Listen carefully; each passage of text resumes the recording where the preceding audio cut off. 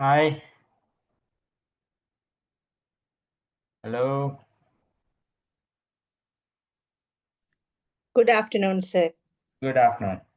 I uploaded the procurement document, session plan, part 2 evaluation and the assignment.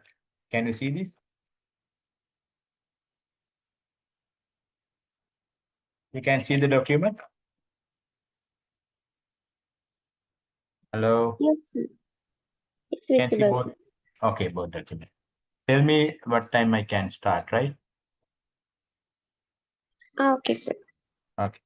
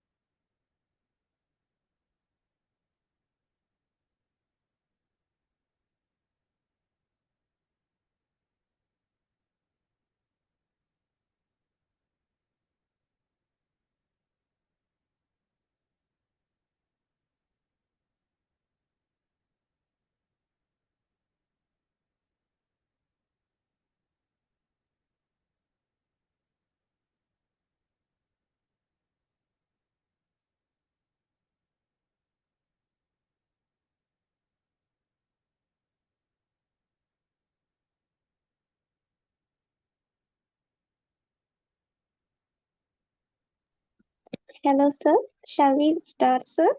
Okay, we'll start.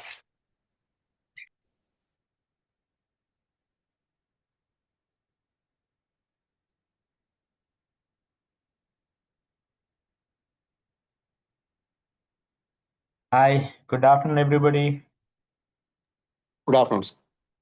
Okay. Today, we are going to discuss the bid evaluation part 2. But before that, we'll discuss your assignment. Same principles. I think the word count or what the other things are okay. But the topic is this. Describe the bid closing and opening process. All right, number one, bid closing and opening process and procedures under different bidding procedures. So you should understand we have different bidding procedures. Basically, we have a normal procurement. We follow single stage, single envelope method, single stage, single envelope method. Or in some cases, we use single stage, but two envelopes, right? Technical proposal separately and financial proposal separately. And other one is two-stage, single envelope and two-stage, two envelope. So even though our guideline not specifically talk about the two envelope method, but we mentioned in other donor guideline, especially ADB, very clearly mentioned two envelope and single envelope stage one, stage two. So the information you should disclose under different procedures are different. So we have discussed in our first part of this evaluation. Please go through. If you are not very clear, go back to the procurement manual and get understand. But you must give these procedures very concise manner.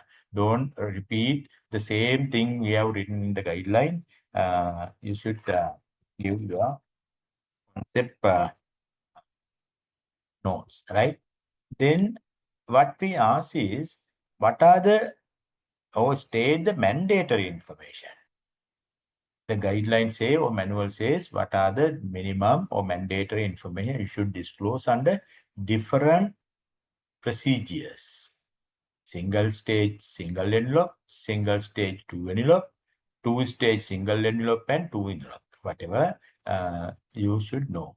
If you are not clear, again, read the guideline and manual and answer that part.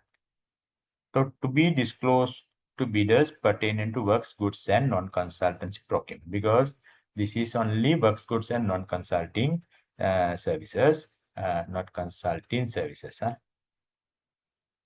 Consulting services. And explain, there's another one. It's still we didn't discuss that part. What are the bid evaluation principles? Today we are going to discuss part of that because when we discuss part 2, you'll have to go through or you'll have to adhere to some principles, not all, but you will have to discuss all the relevant principles that will be applied for bid evaluation. So bid evaluation, we have basically many stages we discuss, but very importantly, preliminary bid examination. Preliminary bid examination, I said very clearly the other day, the objective is to reject bids. Objective is to reject bid. It has two parts, part 1 and part 2. Part 1, we say we have given 7 points, that is called rule of thumb or thumb rule. Then we reject bids based on that point. The second part of preliminary examination is the technical and commercial evaluation, under which we reject bids considering the major deviations. Major deviations. So how we reject bids? We should follow some principles, not based on the committee members' insights or their understanding and things like that. Very clearly, you all should follow principles, right? You have to identify very important principles, 1, 2, 3, 4, like that. And when you come to the detailed bid evaluation, which we are going to discuss today, again, we'll have to follow another couple of principles, maybe 5, 6 at least principles, right? Today we can catch up that what are the principles we follow in the second stage, right? So that is the answer to that question. That should be adhered by bid evaluation committee during the evaluation process under different evaluation method. There is another part of the assignment. There are different evaluation methods. Basically, we follow lowest evaluated substantial response bid, which is our normal or very common method, but that is not the only method. There are many other methods. You will come to know when I do that presentation, different evaluation methods and techniques. For example, another method is life cycle costing method, under which we consider the whole life cost only we evaluate. And for that and very complex projects of procurements, we use different methodology like weighted formula, how we give marks to technical and financial and ultimately combined marks and things like that. There is another method called merit point system. The ADB is still working using that method. World Bank is not using, in our guideline also not using, but some countries, some agencies use. For your study purpose, you'll have to understand what is the merit point system. And there are many other methods you'll understand. So very briefly, you should explain in your presentation, in your assignment, what are the different evaluation methods that are spelled out in government procurement guidelines. I said guidelines.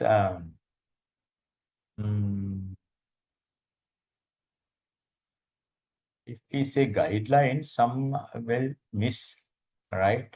Also, we'll have to little bit change that are spelled out in government procurement guidelines and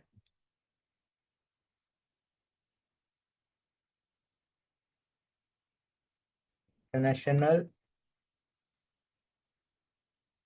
best practices. All right. So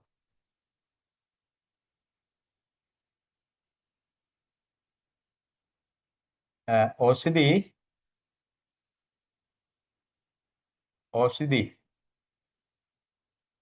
can you hear me? Hello?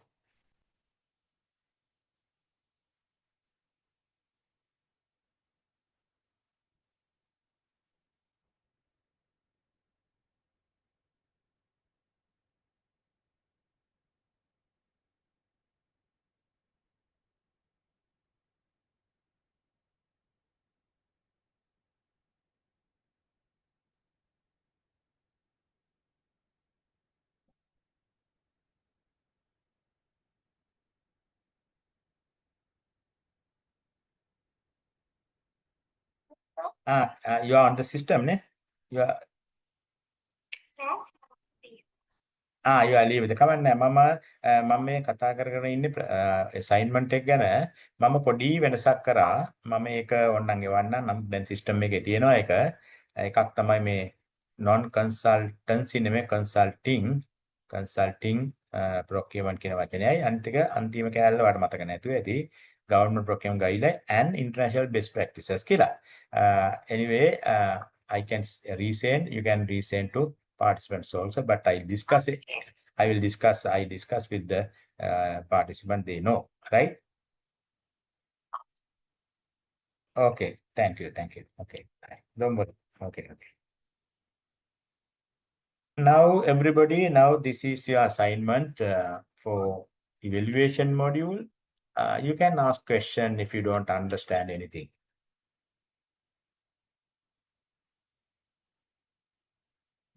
Thank you, sir. Yeah. That one, sir, that there are mainly 3 questions, no, isn't it, sir? The bid closing and opening part. And no, bid.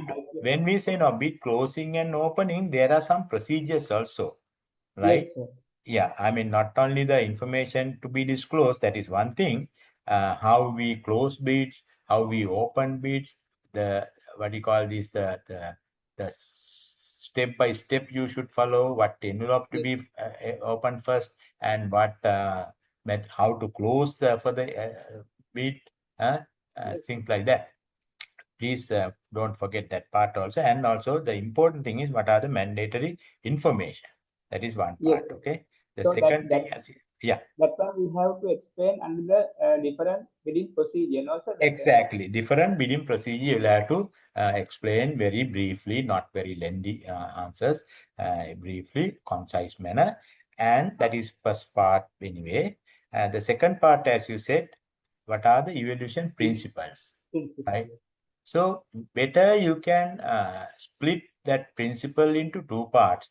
What are the principles we can apply in the preliminary examination part and detailed bid evaluation part?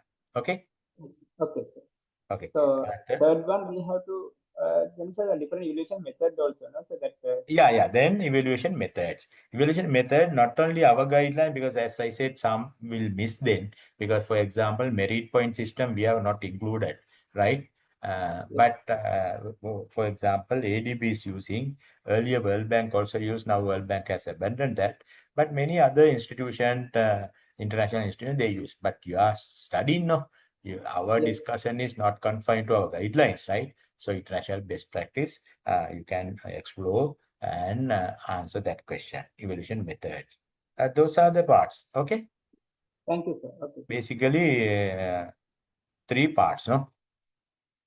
Yes, sir. Three part is 3 there. or 4. 3 or 4 methods. Okay. Everybody is clear on that? Anybody want to ask a question?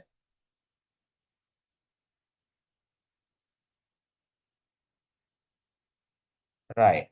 Then we go to our presentation. We stop earlier. We discussed up to preliminary bid examination.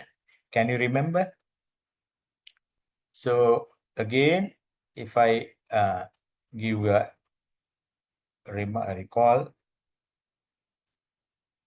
say preliminary bid examination,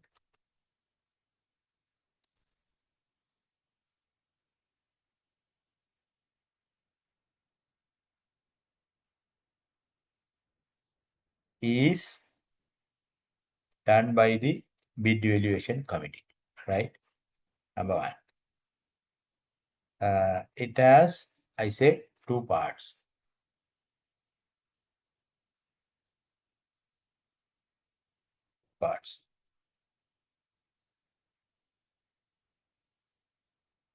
Part 1, rule of thumb.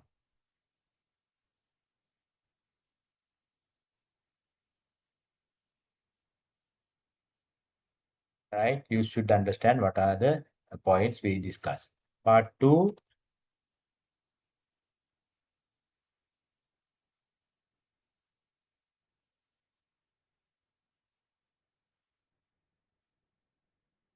technical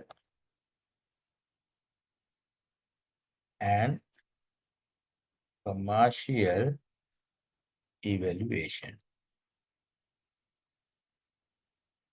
The whole evaluation, whole of process is objective is this objective of this stage is to reject it,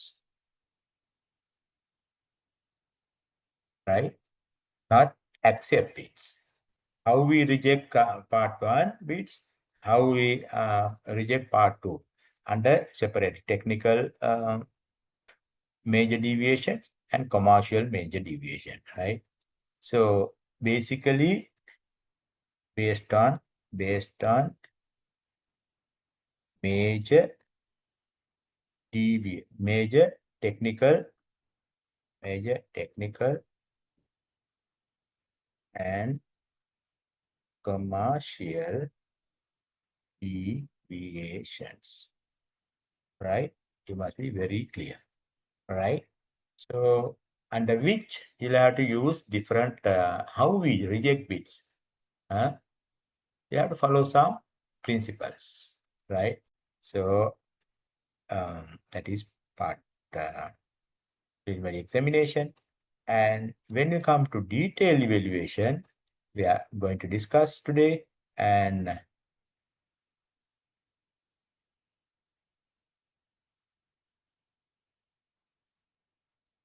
right. So any question you have regarding the previous discussion, preliminary examination? But I think I had no time to discuss the difference between major and minor. Therefore, I will go back to that presentation also a little bit before we.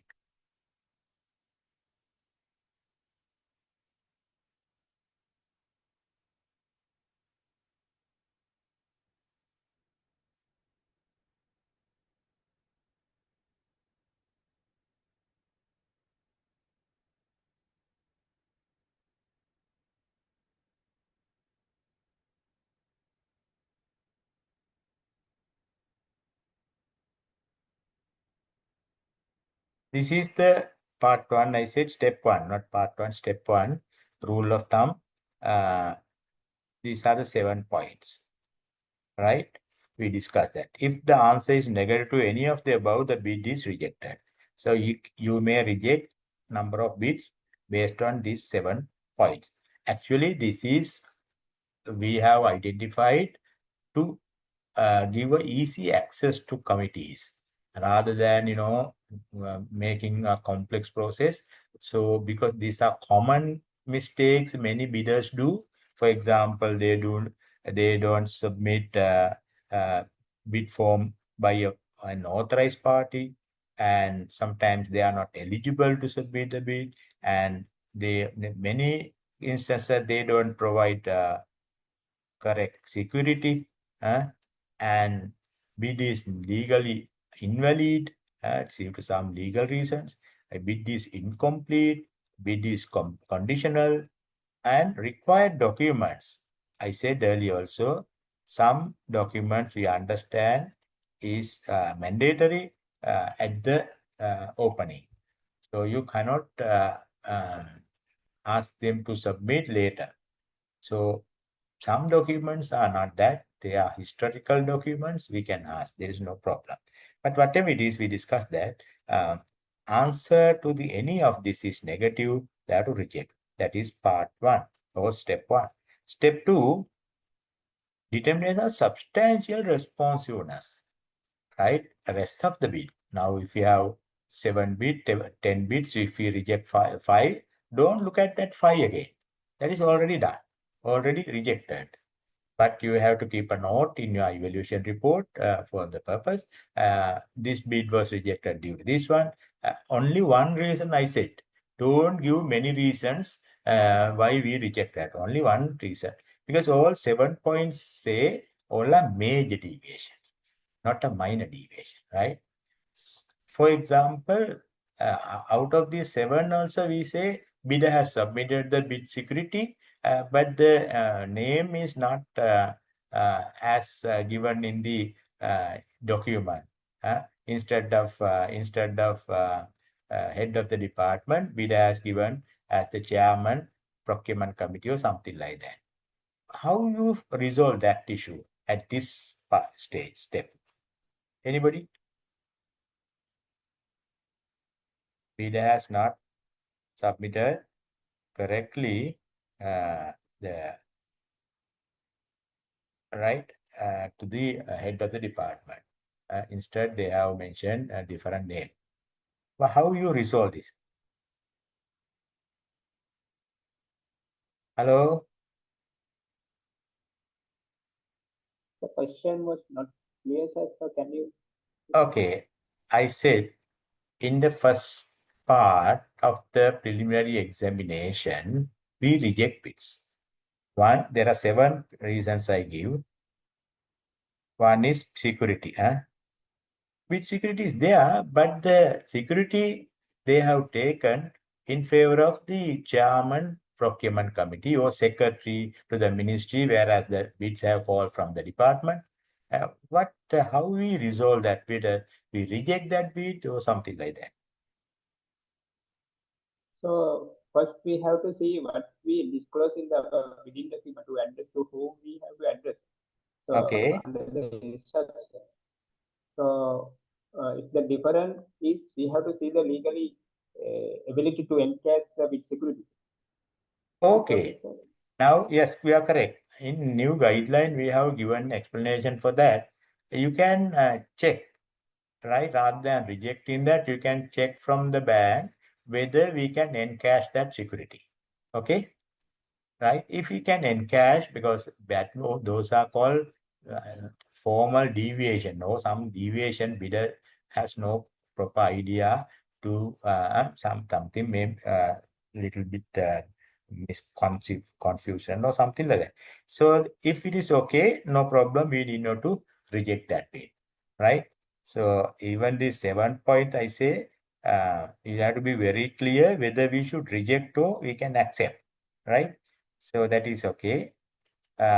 Second point, I said you determine the substantial responsiveness of commercial and technical matters, right? This the scrutiny of bids for substantial responsiveness to the provision of the bidding document is one of the most important aspects of evaluation of bid, right? A bid is considered substantially responsive if it does not contain any major deviation. That's what I said. If there is a major deviation, we have to reject the bid from the bidding document or condition which cannot be determined reasonably in terms of monetary value for the financial adjustment. For whatever the reasons, many reasons are there to understand it's a major deviation, especially that can be corrected, right?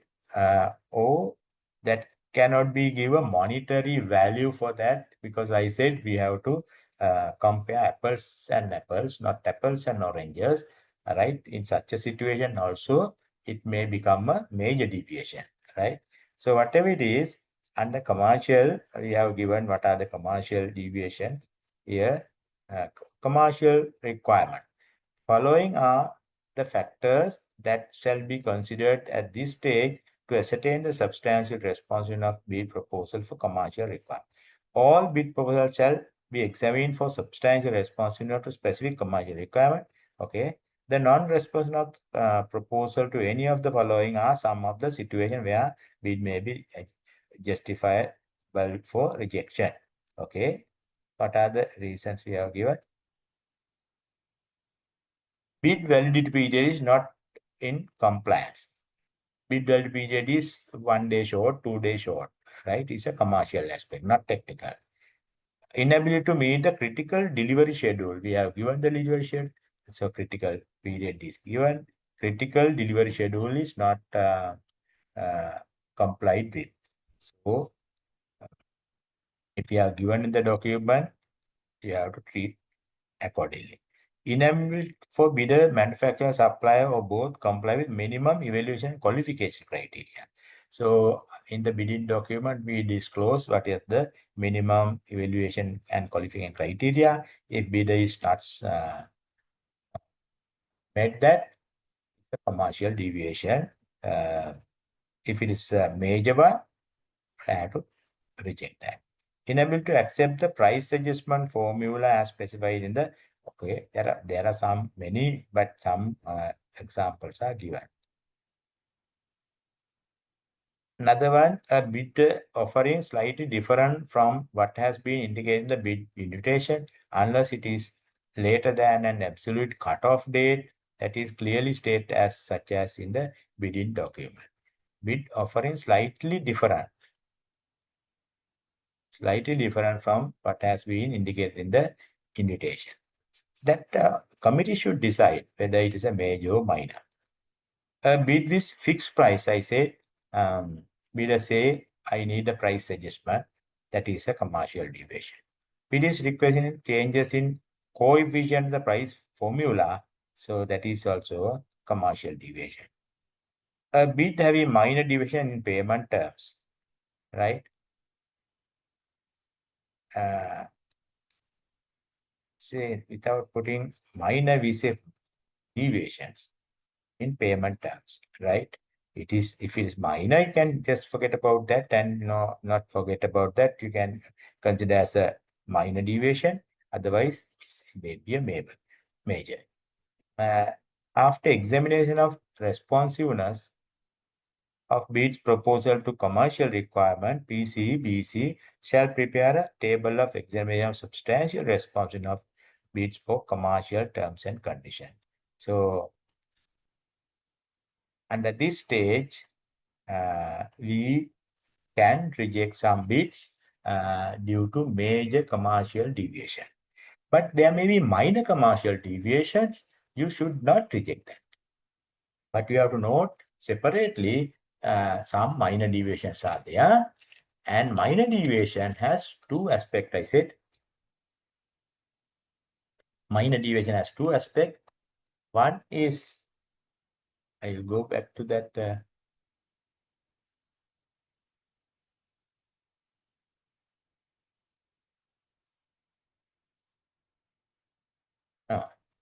My second thing, second slide. No?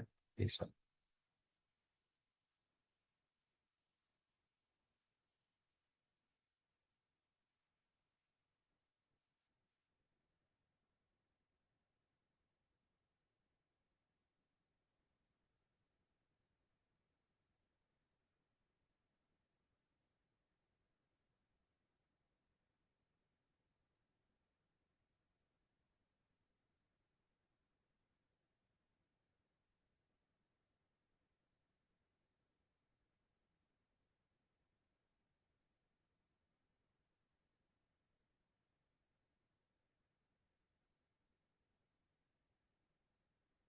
This one. This stage is to reject bids based on major technical and commercial deviation. So another point,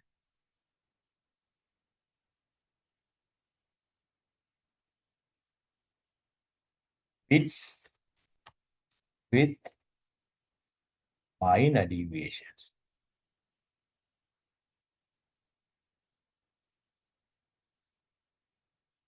Should not be rejected. But minor deviations may be one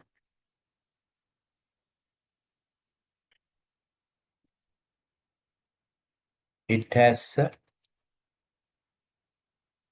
financial value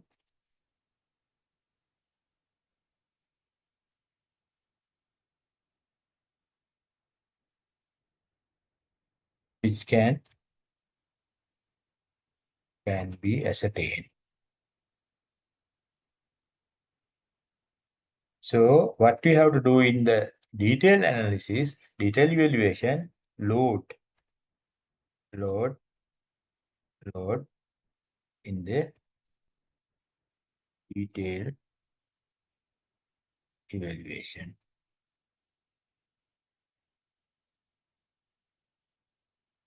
Stage. But I say one thing is financial value exists.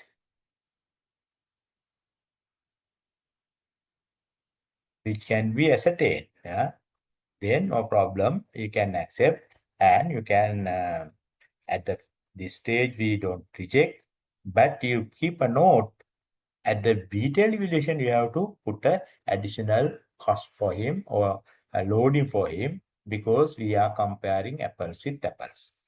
But there is a second thing.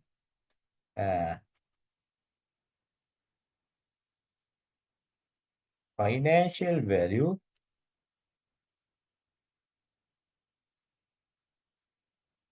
is not there. Minor deviation. What we have to do? Just ignore.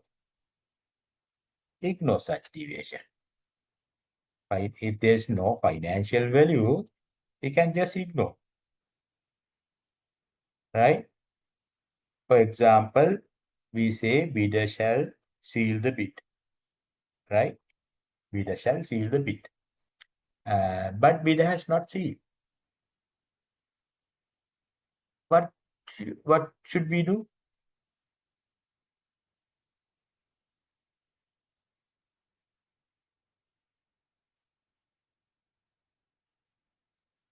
So we can accept. We can accept. That means we just forget about the deviation. It has no financial value also. Right? Right. And another thing, we say bidder shall initial all pages of the bidding document, but some pages bidder has not signed, countersigned. It's a deviation anyway. But we just ignore that because it is not affected to any other things, right? But another thing, another point we can say, financial value exists, but cannot be ascertained. right? Value exists, but can't give a estimation. What we should do? What we should do? We understand there's a value, but we can't give a value at the detailed evaluation. We can't ascertain a value. There's no basis or something. Give an example and how we treat such deviation. Minor thing. That is coming under minor deviation, right? This is minor deviation. Small thing, not a big thing. How we treat? Anybody?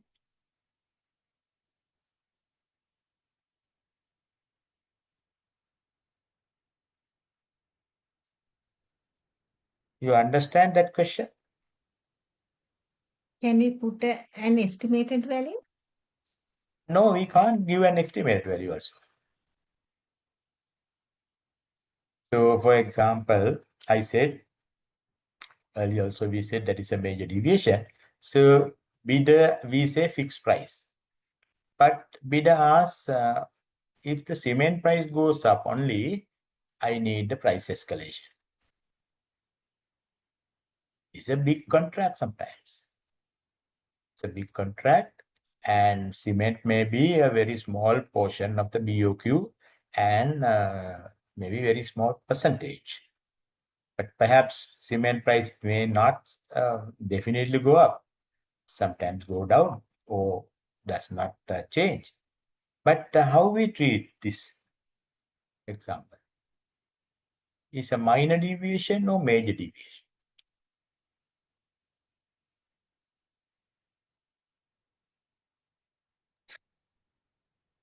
Yeah, I feel it's a major deviation. Yeah, it is a major deviation. Why?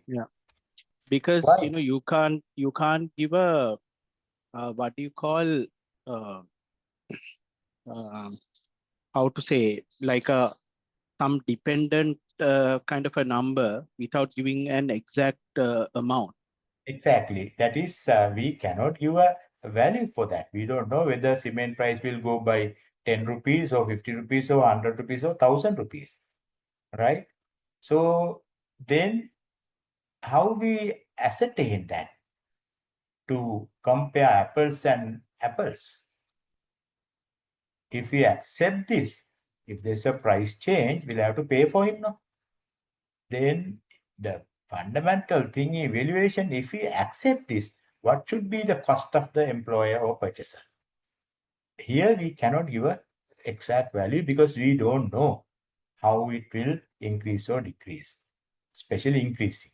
If increase, we'll have to estimated value, we have to put somebody as say, but we can't give estimate value. So in such a situation, it become a major deviation. So and we identify as a minor deviation, but it become a major deviation, right? Okay. In preliminary examination, part 1 is clear, part 2, technical and commercial, we identify major and minor deviations, major deviation. Sometimes we get this type of situation. It doesn't mean that it doesn't look like a major deviation, right? It's a minor thing, no? But ultimately, there is no way to ascertain the value, then it become a major deviation.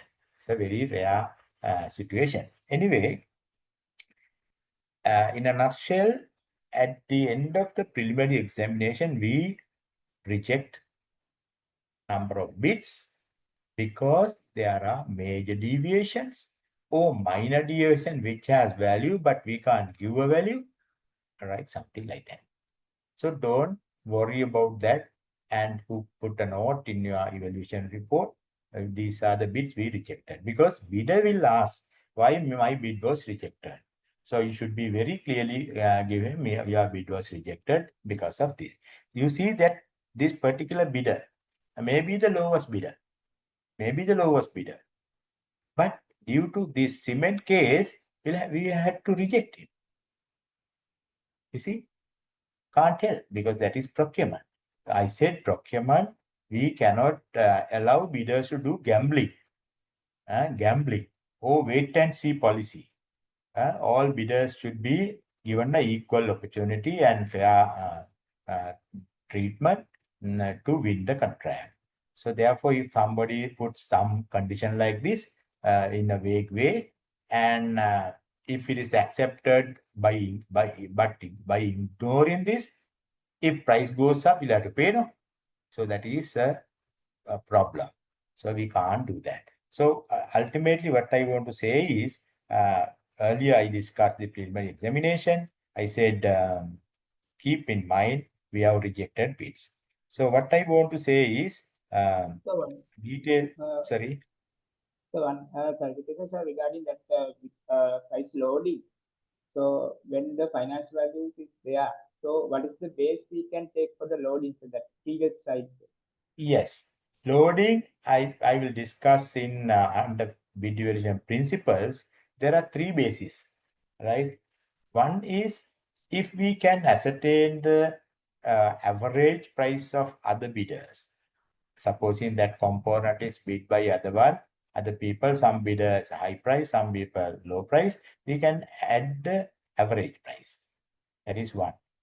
That is the one principle, the one method under that principle. Or we can load the highest price, right? Highest price. Never the lowest price. We should never use the lowest price because bidder get an advantage, undue advantage if we allow him to load the lowest price, right? Since bidder is missing some item, he is loaded the lowest price. Then bidder get an undue advantage. Because of that loading, bidder may be selected, right? Therefore, never we apply the lowest price, either maximum price of other bidders or the average price, more reasonably average price. Or if that item is not bid separately by the bidders, it is not the case always, no? For example, if we buy a vehicle, we say we should have a spare wheel. Do you think that the vehicle owners, sellers, they give a price for spare wheel separately? No. Or toolkit, for example? No.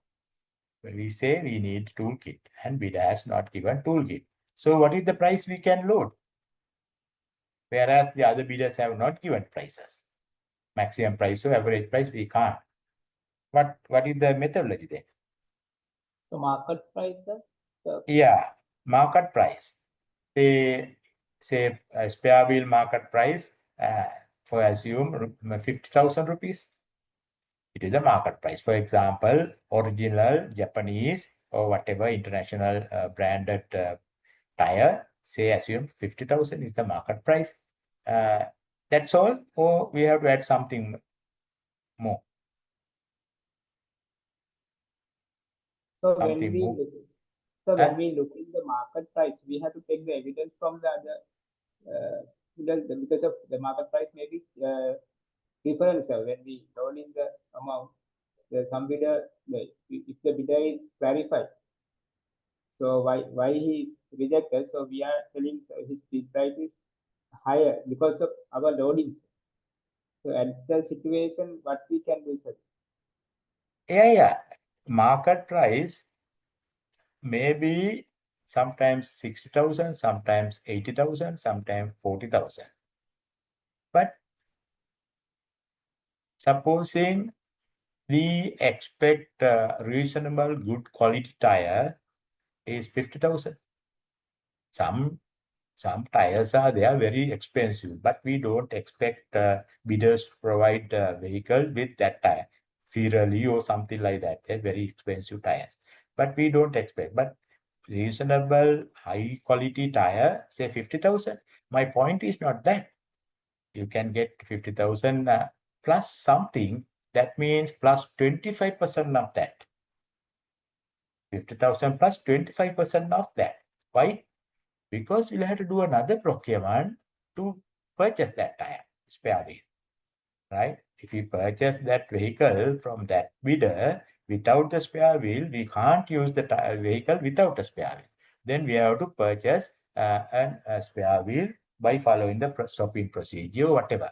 For that, we need some cost traditionally it is accepted 25% should be added to the estimated price. Okay. Yes, sir. Thank you, sir. Okay. So what I discussed the preliminary examination and we rejected bids. Now what I want to go back to the previous slide again. That is second one, which we complete because of the time fact.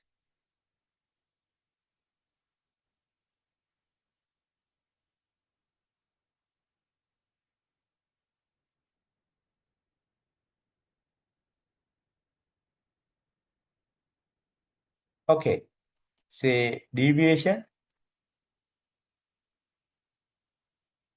So deviation also,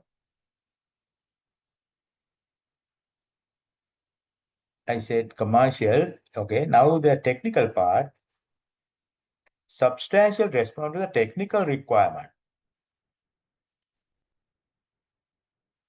of the procurement document is a key aspect of should ascertain in bid evaluation process. All bid proposals should be examined for substantial responsiveness to the technical requirements specified in the procurement document. The major technical requirements are follows. Submission of the bid proposal compliance to entire scope. That is one thing. We say bidder should bid for all items, but bidder has not item all. Scope is not full. Is one technical deviation. Comply with technical requirement as present in document include plant capacity, specification, certificates of standard specific equipment. Some are missing. Capacity is not that. Specification, some deviation. Certificates are missing. Standard, some are missing. Specific equipment are missing. Those are technical matters. Test reports for critical equipment as per in the program. Test report should be given, but bidder has not given. Comply with requirement of warranty. Bidder has given warranty or incomplete warranty. We need 2 years. Bidder has given 18 months, for example.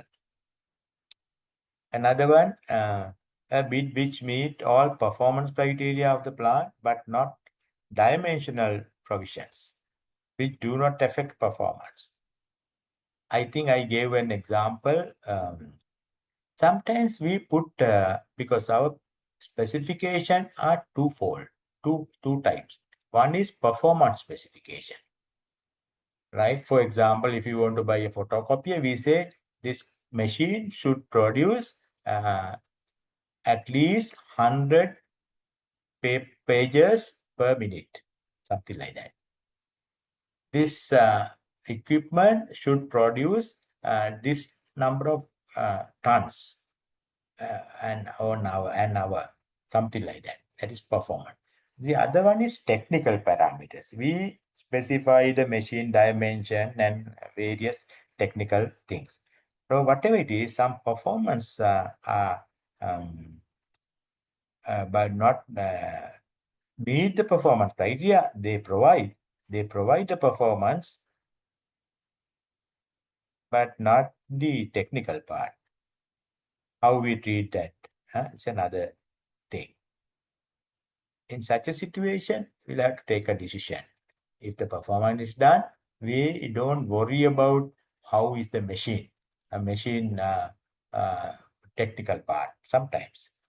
A bid which offers good with minor deviation from the technical spec which do not affect the substantiality of the goods for the intended use. For example, an agriculture tractor with a diesel engine developing 80 horsepower at 260 RMP, right?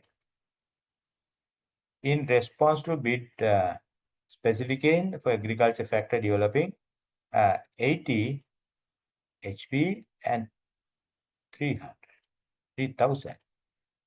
Deviations which affect the efficiency or performance should be evaluated for the purpose of comparison.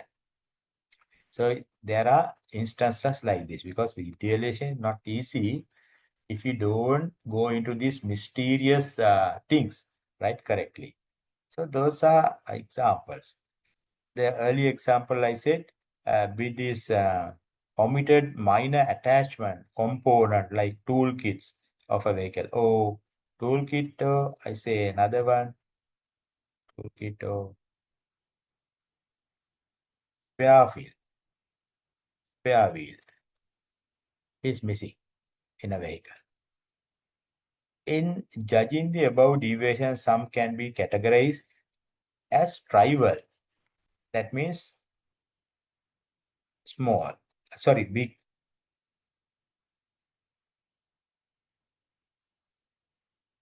Sorry. Trivial means not critical, right? Which are permissible without any penalty.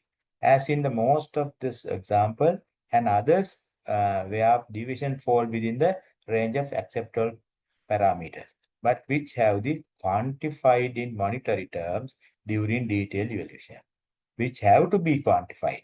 So whatever it is not quantifiable, I said it's become a major, right? Right. The point I want to raise here, it is not clear cut always. It is not clear cut. These are major, these are minor. But it seems minor, but it may become a major. Right, like price fluctuation. Okay. Sometimes it seems like major, but maybe a minor one. So that is a very critical part committee should look at from technical, and that's what we need experts to the committee, technical expert, right? So whatever it is, our discussion is deviations are there. So you have to identify the deviation. So deviations also I have given, deviation is a departure from the requirement specified in the document. Deviation. What is another one? Reservation. Reservation is the setting of limiting conditions or withholding from complete acceptance of requirements specified in the bidding document. So you'll have to treat accordingly. Omissions, right? Omissions, that is also deviation. Some omission is the failure to submit part or all of the information or documentation required in the bidding document. All three are called deviation, not only deviations, omissions, reservations, etc. So I said there are two, but another one is called debatable deviation. I discussed that. So debatable discuss means at the first sight we cannot discuss, determine is a major or minor, but after lengthy discussion, inquiry, examination, we ultimately come to either major or minor. So we have only two, but to come to that decision, it takes some more analysis. Bid proposal with major shall be treated as non-responsive and shall not be considered for further evaluation. That is correct. So today we are going to discuss detail, that those are not taken into detailed evaluation. Very clear. Bid proposal minor deviation may be considered as a substantial responsive. That means we should not be rejected. Minor deviation, I said two parts, which has value or no value. If this is no value is there, just ignore that. Why we worry? If value exists, again two parts. Maybe we can ascertain a value, then we can do it at the detailed evaluation. Not here, we are not doing any loading at the preliminary examination. The fundamental objective is to reject bids. But we keep a note that will be loaded in the detailed stage. But some instances, I give an example, we understand the value is there, but we can't ascertain the value. So that cannot be considered as a minor, it's become a major. Even though we see it seems to be a minor, it's a major. So now we are very clear. In the detailed evaluation process, financial value of such event shall be determined and loaded. Only the detailed evaluation process. All the things we must note, but don't do any loading at this stage. That should be done at the detail. Financial value of such event shall be determined loaded to bid price, proposal price in calculation of evaluated bid price. So, but because at the end, we identify the evaluated price. That's why we say lowest evaluated substantial responsive. Bidder has given a price, but we deduct or add something, and we ultimately determine if we purchase that bid from that, a good or something from that, what should be the cost to the organization, right? The objective is to keep all bidders on equal play field. I said apples with apples. Right? I think it's clear. So that's what the missing part I couldn't complete. Criteria to distinguish major and minor deviation. So this is something like it's not a rule, some practice. How we distinguish. If somebody asks how to distinguish major and minor deviation, we cannot give a list. This is, very shortcut answer to that question. Whether such deviation affect the quality. If that deviation affect the quality, can't tell. You have to reject. Functionability, can't tell. Major. Or performance, can't tell. Because we need the performance. This is a major. Whether such deviation violates procurement rules or whatever, regulation, condition of contract, we cannot allow.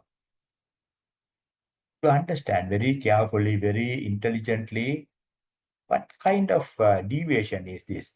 Whether it affects the quality, it affects the functionability or performance, no way we can't correct it.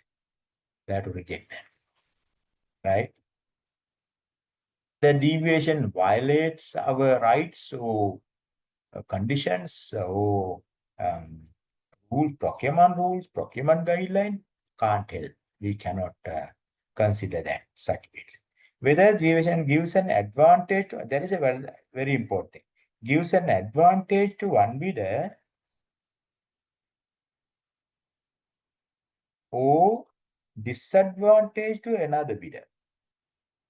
Either advantage to the same person or bidder who make the deviation, or maybe a disadvantage to another bidder which cannot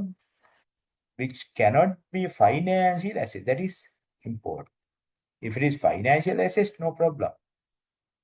It cannot financial assessed, it is a major. That is very important for as a rule of thumb. Sorry. Right? So we have given a list, don't worry about that, at least you can follow. This is the point I think I couldn't complete, okay. Right, another point, I said we have only two evaluation, technical and commercial, but we generally say technical and financial, but it is, I said, is wrong. Financial evaluation is this. Any technical or commercial minor deviation which could be financial assessed and could not be ignored shall be financially evaluated at the detailed evaluation. This is the real meaning, correct meaning of financial evaluation. Any minor technical or commercial will have to load if there's a value. That should be done at the detailed evaluation. It also has a principle. The principle, I said, somebody asked, what is the basis of loading? Either maximum price, average price, or market price plus 25% of the administrative cost. Okay? All right. All things you can follow. If you are familiar with after this discussion, you should be able to resolve these case studies. I'm telling you, you can try these case studies. And if you want to ask question, I can answer this one case. I will discuss after finishing of detailed evaluation. Then you get a more understanding, right? That's what I skipped that case study, number of case studies. Right. Okay. Now I think it is clear. Now we can start our presentation. Today's presentation. Any question? Any question regarding the previous discussion?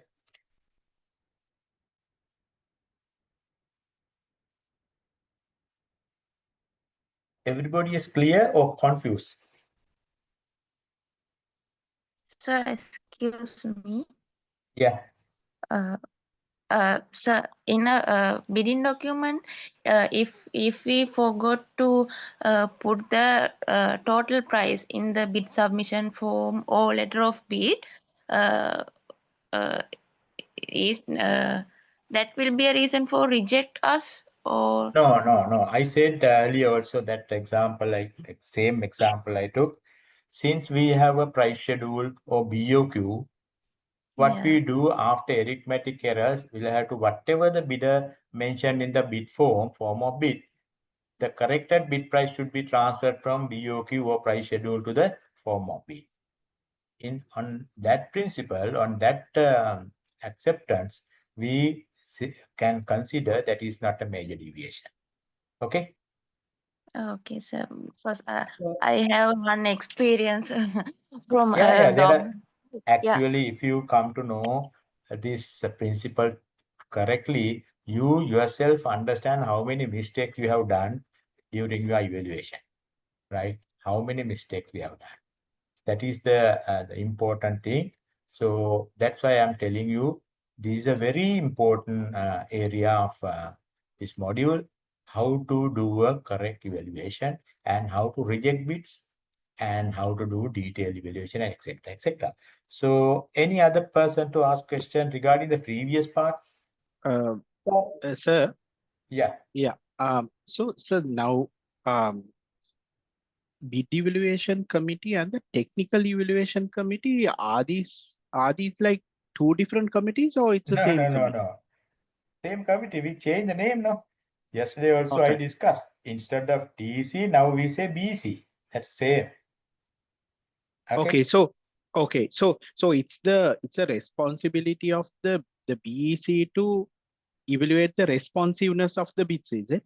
Exactly. Okay. They are the people who should follow this stage 1, stage 2, things like that. Right. Final Okay. stage come to final stage, that means once we identify the lowest evaluated bidder, then the both committee will get together. Procurement committee and technical committee or BEC get together and determine the lowest evaluated substantial responsive bidder after post-qualification and also. So post-qualification, perhaps procurement committee also involved or they assign that to BEC to carry out, right? So based on the technical committee or BEC's recommendation, procurement committee either accept it or they have their own decisions, right? They can reject that.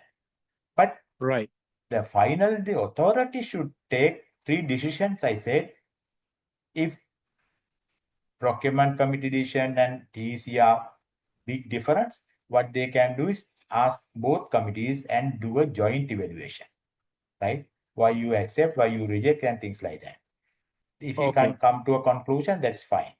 Still, we can't find a solution. We can employ an external consultant. Employer can use an external consultant to get his opinion. He is not a member, but his opinion can be considered by the both committees again.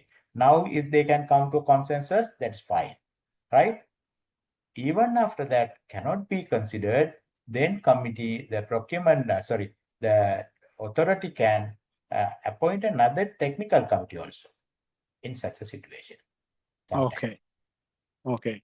Okay. But Even okay. though it is not come to a consensus, what is the ultimate thing? Majority decision will prevail. Always majority decision. Supposing 3 people are there, 2 people on one side, one person is dissenting from it. Doesn't matter. Majority decision will prevail. Okay. So, sir, the majority decision of the procurement committee, is it? Because the Procurement committee BEC and can technical only, committee. Technical committee also. okay, but because what I have heard, like the technical or the BEC can only recommend, and the BEC procurement committee will take the final decision, and the No, they also responsibility. recommend. They also recommend. Oh, They okay. also recommend. Oh, they also recommend. Okay. Nobody can approve. Approving is done by the approving authority. Okay. That is Okay. either cabinet or head of the organization or chief accounting officer or his delegate authority.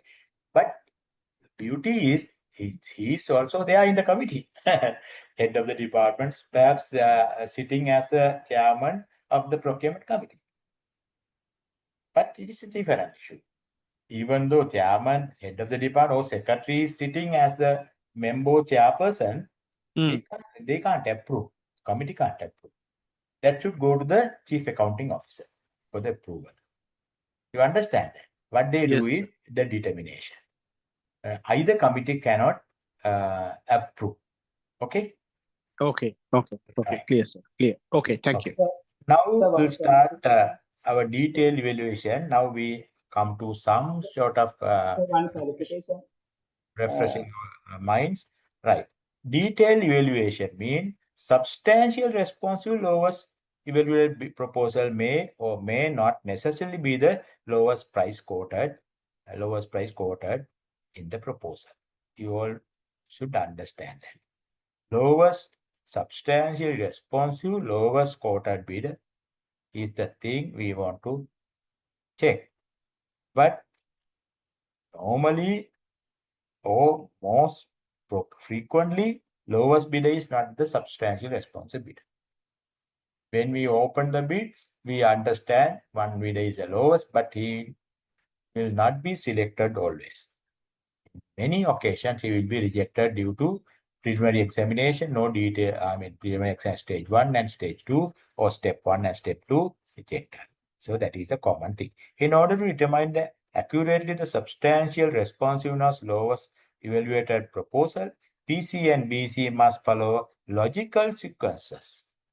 Logical sequential procedure as specified in the designated to cover all aspects of the evaluation process. And specified and designed to cover. Okay. Fundamental principle of evaluation evaluation is that the proposal shall be evaluated only in terms of the pre-disclosed bidding conditions. That is another point. Either committee, procurement committee or technical committee, cannot use their own thinking, own insights, own knowledge, own wise ideas, nothing. They have to stick to the disclosed criteria, disclosed conditions, nothing else. Okay, that is very important because once one person may be very smart person, smart guy. He has a lot of insights and ideas, and he direct the entire committee and say, okay, so if we accept this, we are losing, the agency is losing, therefore we accept this. But it is sometimes not correct because it is not in the document. Nothing can be done or new criterion can be used in the evaluation. Whatever disclosed should be followed. Evaluation. Pre-disclosed bidding condition and evaluation criteria is very important evaluation criteria. Articulated through the procurement document and no new condition. No new condition and criteria It is another important point. Should be introduced in the evaluation process. Evaluation criteria are not specified in the procurement document should not be used. Should not be used in the bid evaluation. That is, keep in mind, right? What is detailed bid evaluation again? What is substantial responsive bid? A substantial responsive bid is a bid that conforms to the bidding conditions, documents, i.e. a bid which has no material means major, major deviation from the conditions, bidding conditions, specifications, laid down the bid invitation and bidding documents. Okay, only substantial responsive bids are considered for detailed evaluation. That's what we should do very carefully at the preliminary examination. What are the bids we should reject? What are the bids we should take forward? All right. Those bids called the substantially responsive bid. Maybe either bid is not perfect bid. All bids may have some, minor deviations, but it is okay. These are called substantially responsive. If a bid is not substantially responsive, it will be rejected by the employer purchaser at the preliminary examination, as we said. Understand that also. Once we have rejected, that will never ever come to the detailed evaluation as a responsive bid. Okay? That may not subsequently be made responsive by the bidder by correction or non-conform, by correction of the non-conformity.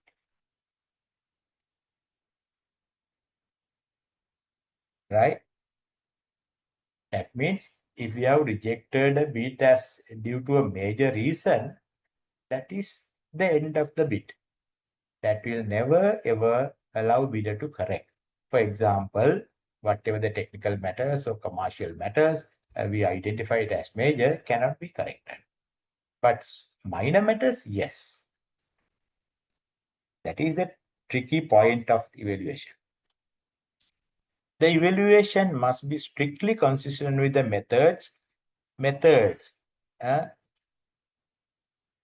evaluation method, terms and conditions disclosed in the bidding documents. Price may not be the only factor. You all know that. If price is the only factor, why we do an evaluation? At the bid opening, we understand what is the lowest bid. Right? We can award the contract, but it is not the case. So others, delivery, payment terms, technical features, commercial features, many things are there. Bidding document should specify such bidding document should specify such criteria. That means if the criteria is missing, we cannot introduce a new criterion during the evaluation stage. Right? If we miss something, that's miss forever. That cannot be considered for evaluation. Okay? And the manner in which they will be applied in determining the lowest evaluated bid. In order to determine the lowest evaluated bid proposal, we should use the evaluation principle. That is the important thing we should discuss later. Here also we follow some, we discuss some principles. That is very important. And methodologies also, evaluation methodologies. Only the bids proposal marked as original, which are submitted by the PMD, shall be evaluated by the PC and BC. Okay, you all know that. If BC find any document is missing or unclear in the original bid proposal, BC, with the approval of the PC, shall make a request to the PE through PMD for copy or duplicate. I said earlier also this matter, that is the reason we take a duplicate or copy. So we can request the copy if the original document is missing or unclear. So we have a suspicion. Sometimes we want to see whether duplicate is also there. Through MD related to the particular bid. Okay. If required, the BC may authorize BC to use the copy of the. I mean, in such a situation, BC can't do by its own. They have to get the concurrence of the procurement committee as well, because this is a joint committee effort, right? BC also there. This is the one sequential step or step by step, I said. Criteria for detailed evaluation. Most frequently used evaluation criteria for detailed evaluation are given below. The PE may use other appropriate criteria for a particular procurement and disclose such criteria together with the evaluation methodology. In the BC should consider the following general evaluation criteria depending on the right. What is this? Okay, these are the step-by-step process. Number one, committee should do the exclude VAT. If the bidder has given his bid price including VAT separately they give, and remove that. Don't take VAT for evaluation. And contingencies and provisional sum amount. Also in case of works, in case of works.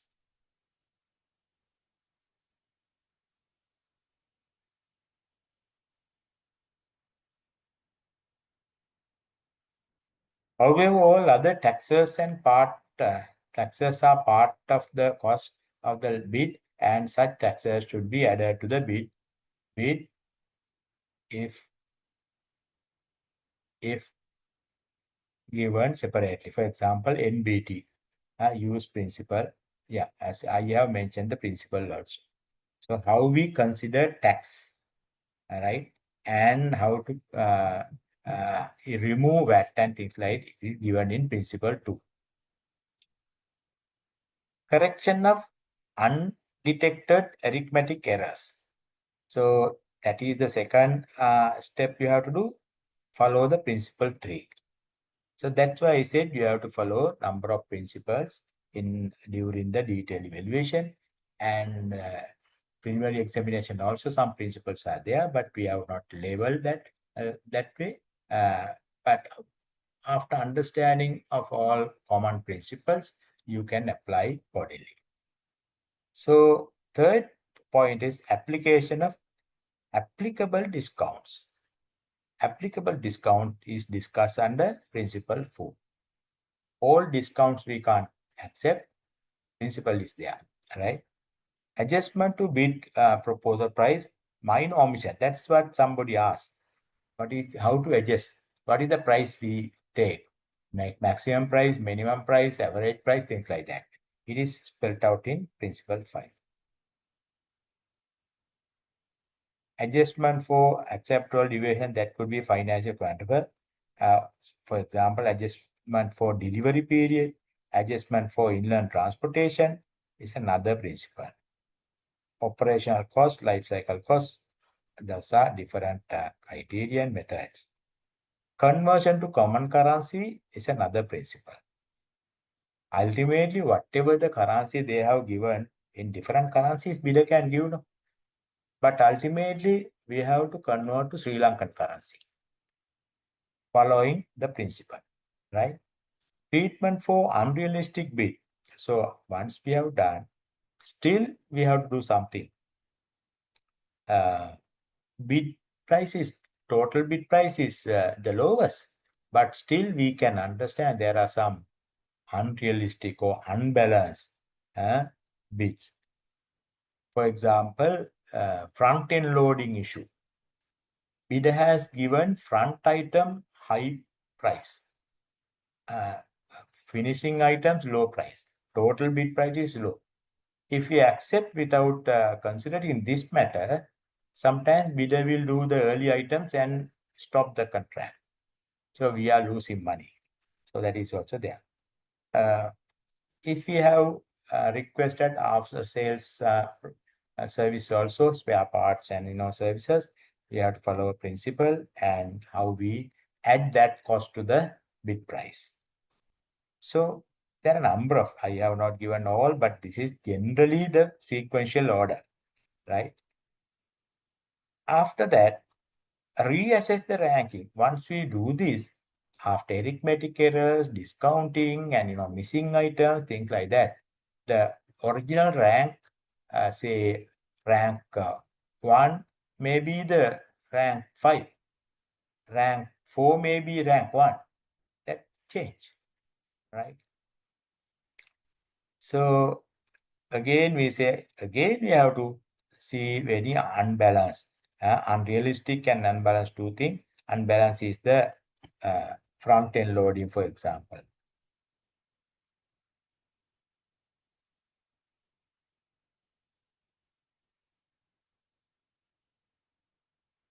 Unrealistic means we cannot accept that because unreasonably very what do you call this, unusually low price sometimes. If it is high, don't worry, because he will not be selected. No, if the bidder has given a very high price, we should not worry much, because his price is high and he will not be selected. But bidder is the lowest. How? We has given a very unusually low price. All right. So that may be a trick. So we'll discuss that later. Those are called unreal. Unbalanced is, again, price is low, but early item is load, front-end loading. So then the committee can clarify things, not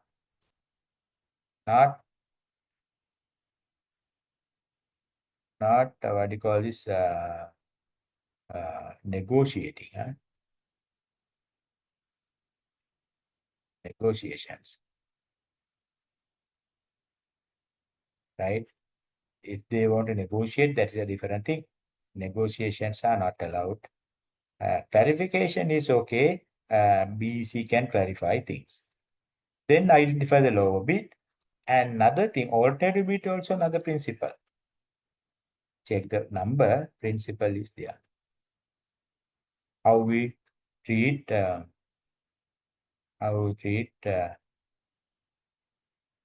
alternative proposals.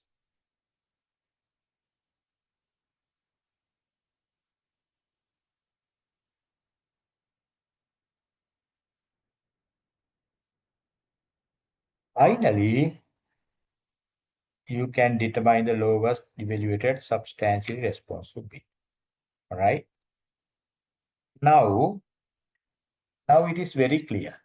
If I ask a question from you, even at the examination, explain that step-by-step procedure you should follow to determine the lowest evaluated substantially responsive bidder out of bid received.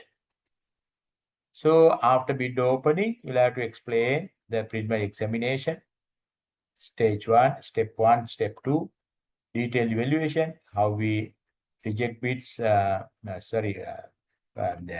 part 2, reject bids under technical commercial, and detailed evaluation, what are the step-by-step remove at and things like that until come to the lowest bidder.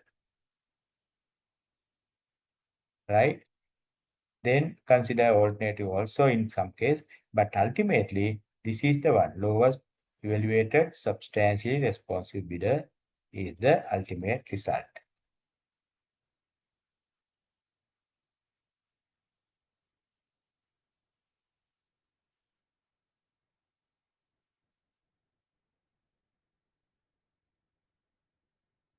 Right? This is the process you should follow. Now we can go one by one, how we do the arithmetic errors and things like that. Before we start, we'll take a small break and come back after 10 minutes. Okay.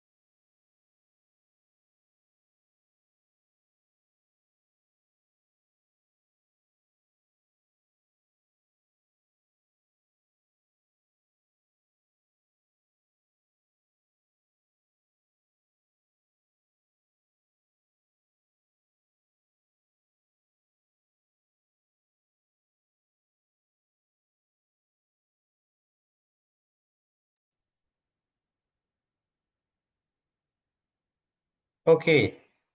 Now I said we'll discuss the principles we should adhere in the detailed evaluation. So first one is conversion to first one is exclude VAT contingency provision. We'll have to do that, remove. And the second one is correction of undetected arithmetic errors. Okay. So whatever the price we read out at the bid opening, it doesn't matter, right? The technical committee should do the arithmetic errors made by the bidders using 3 principles. There are 3 principles, arithmetic errors. Number one, this is like this. I mean, if you look at the BOQ, there are 3 columns: unit column, quantity column, unit is whatever, the quantity, rate, and amount. So quantity is something and rate is something, amount and amount in words also there. Here, rate, he put 100, in words he say 90. How to correct it? This is always the correct one. Figure in words will prevail over figure in figures, I mean numbers, right? Figure in words will prevail. Here's 90, then we have to cut 100. Cut in the sense we are not cutting that. We do some arithmetic corrections in a separate papers, right? So this is stuff. Then rate into quantity, subtotal will be changed. Okay. Another thing is this. Here 100 quantity, rate is 90. He has put 900. But if we multiply quantity by rate 90, it should be 9,000. What is the principle? Unit rate will govern. This will govern, right? This will govern. Okay. Rate we assume, because bidder may make mistake by multiplying or subtracting or something like that. But we assume bidder will not change, make mistakes over the rate, because he knows the rate he is going to put. The multiplication is wrong, but we can correct it. Technical committee should correct it. Okay. Third one, like this. Quantity same, rate he has put 90, amount is 304.2. Right? Earlier principle, we say rate will govern. In such a situation, 33 into 90 something, 2000 something. But here is a different story. What we consider is, you see, we can add any digit, any zeros, right? Here, if you multiply, that means what bidder has made is there should be a decimal point in between. Now, if we multiply 33.8 is exactly 3.4. The point is, we cannot change the amount. We can change the amount. We cannot change the quantity also. But we can change the decimal points. Right? Sometimes it may be other way, maybe 90. This upon 2000 something, it has misplacement of decimal point. That is called the obvious misplacement of decimal point. To match to the subtotal, bidder has forgotten to put a decimal point in between. So we consider it's a 9. But we cannot change 8 or 10 or something. Only the digits, decimal points we can change. Okay? You understand that? Yes, sir. I have a concern regarding that first slide, that previous one. Yeah. Okay. Yeah. There is the amount in words, right? Okay. But if that amount, if there is a condition that all amounts should be all amounts should be in words, Okay. then these kind of errors can be easily rectified. Corrected. Okay. Yes. Yeah. Yes, because the principle is words will govern over figures, Yeah. right? Is something multiplication problem or something is there, if you can look at, but in words he has put that we consider as correct one. Okay. But so when we are calling bids, that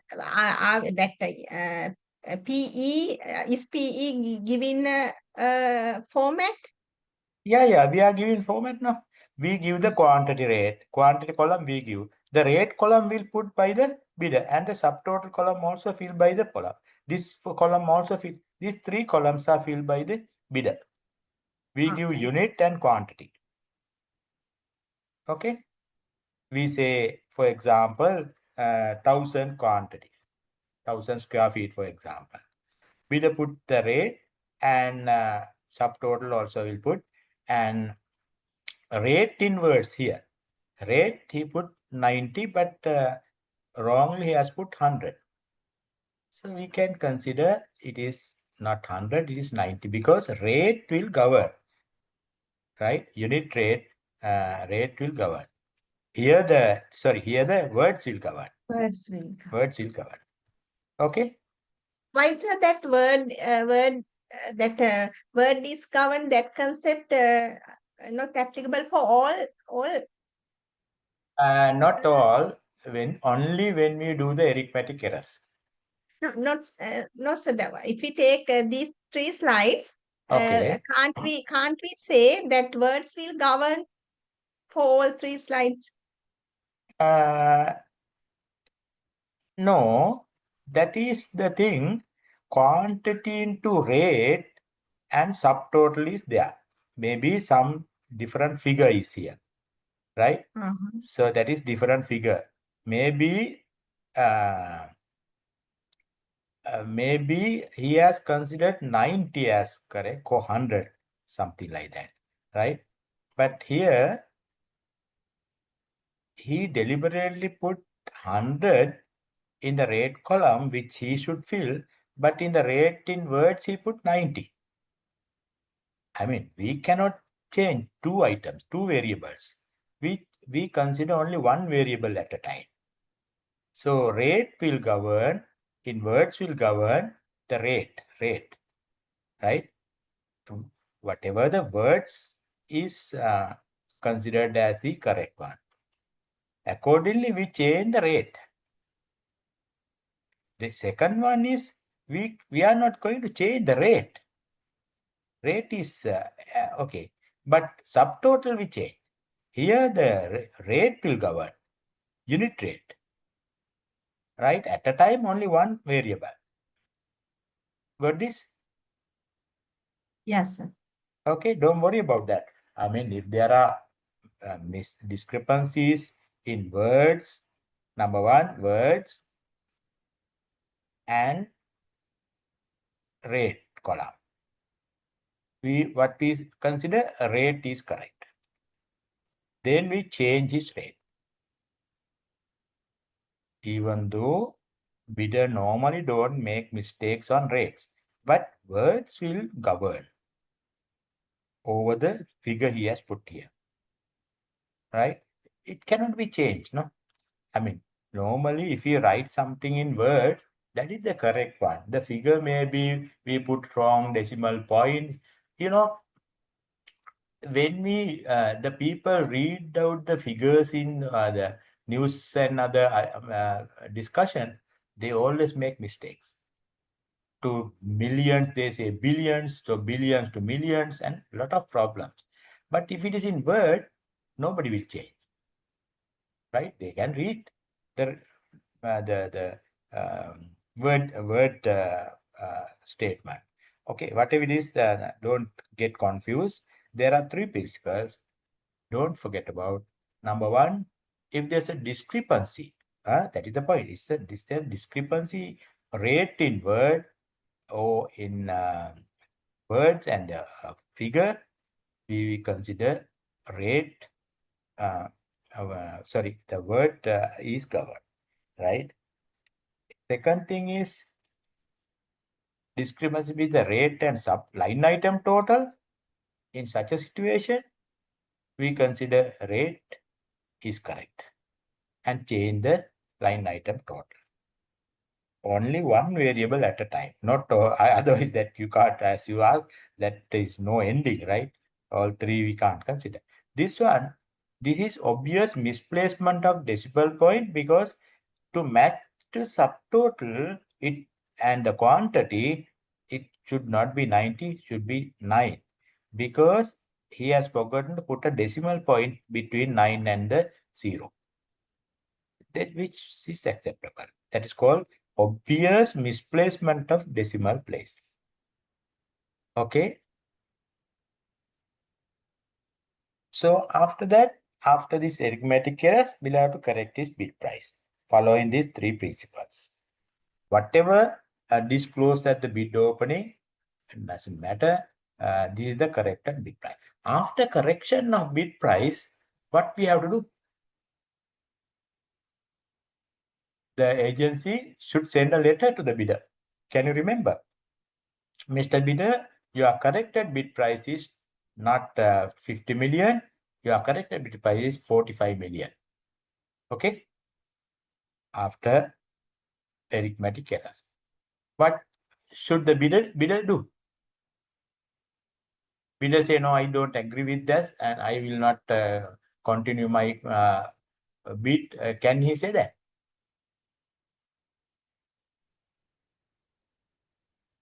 Please.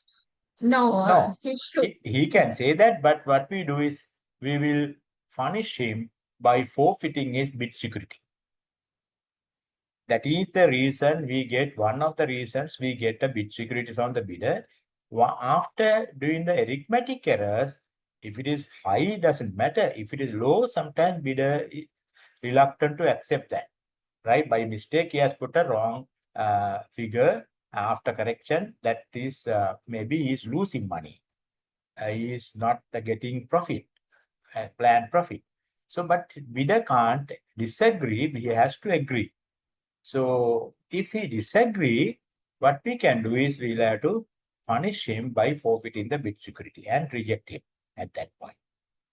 Okay.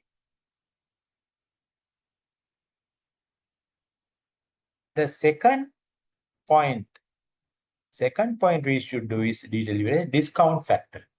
After correction of arithmetic errors, immediately you have to apply the applicable discount. That is the word. I mean, bidder may have given a discount separately in a letter or in the BOQ or price schedule under different. So first lot I will give 5%, second lot I will 10%. Sometimes bidder say, if I get both lots, I will give 5%. There are many things are there.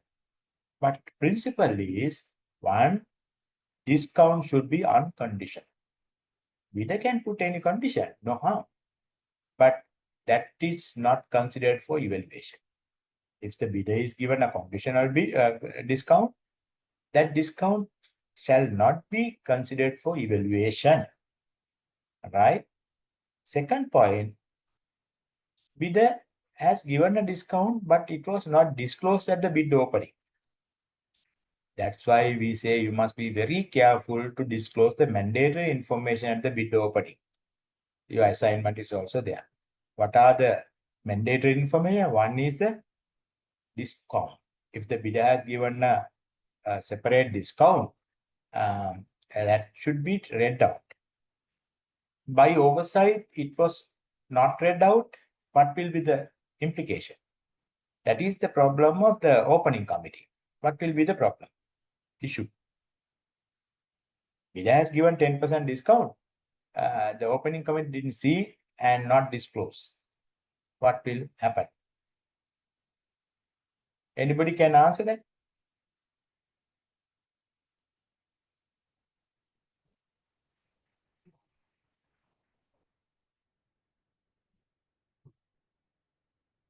That is purely bid opening committee's fault. Can we apply that discount for evaluation? Can or cannot?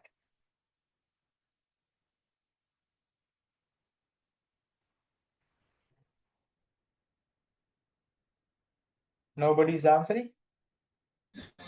Discount we cannot apply. Discount we cannot apply. Why?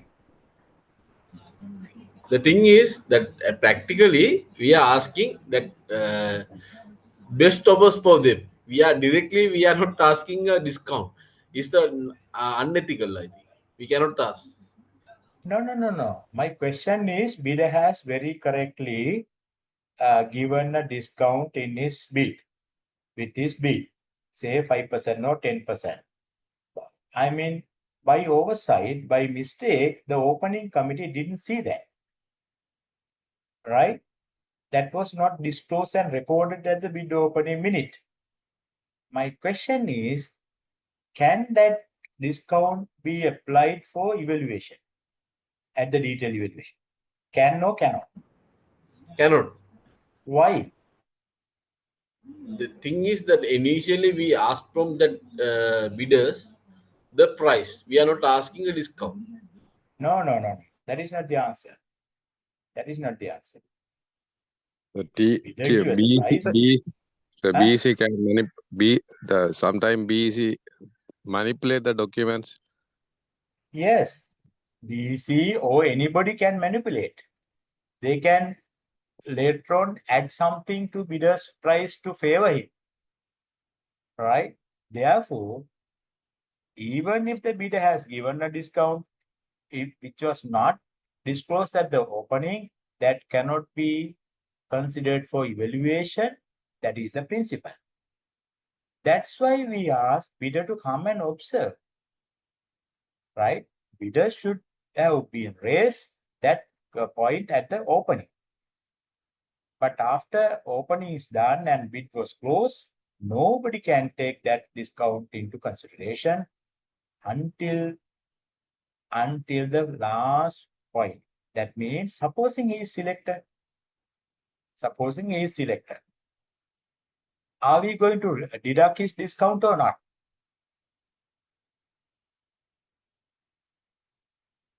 Evaluation is not taken into account, but if he is selected, can we consider that discount and reduce his price? Yes or no? Yes, sir. Yes. So you must be very firm to these things, right? Even though it is not applicable at the detailed evaluation because it was not disclosed at bid opening, one person correctly mentioned that anybody can manipulate. Sir, one question. The bid opening committee, bid opening committee not put the discount at the opening minute, but they put remarks. That is acceptable. They put what? Remarks.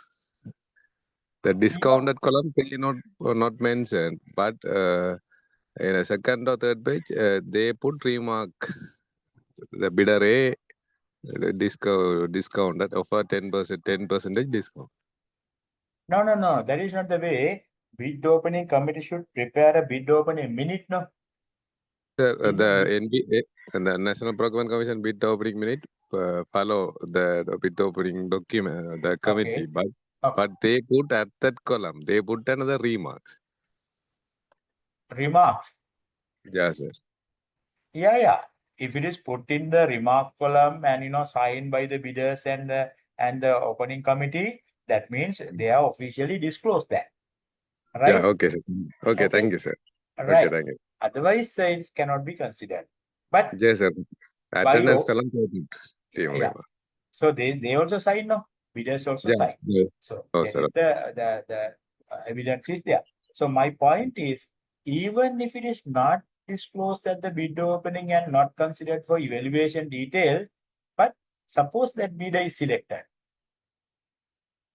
Bidder say, I give 10% discount. Why not? We reduce the his contract price and give the low price to sign the contract. Therefore, you must understand At the bid opening, there are 3 prices come. Earlier also I mentioned.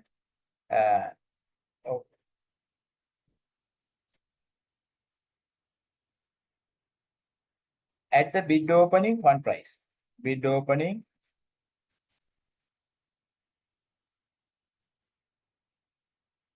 Called the bid price. That is called bid price. That is the price we disclose.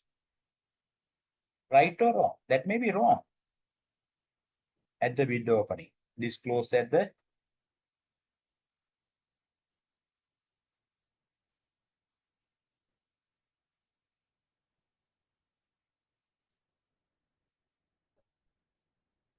that is called the bid price. After detailed evaluation,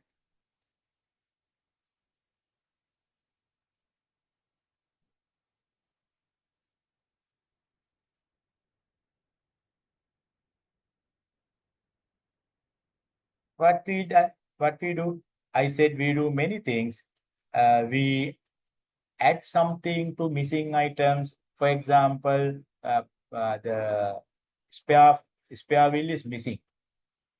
For that bidder, we add some 50,000 rupees or another more money, right? That is, bidder has put 500,000. His price is, for example, opening price is this. But detailed evaluation, because some are missing, we add 50,000. This equals 5.5 50,000. This is called the evaluated price. Excuse me, sir. Yes. Yeah, so if we are adding something, we are considering market price, right? Not always market price. There are 3 Okay. principles I said. If that price is given by other bidders, right? What we can do is we can either get at the average price, right? Or the maximum price.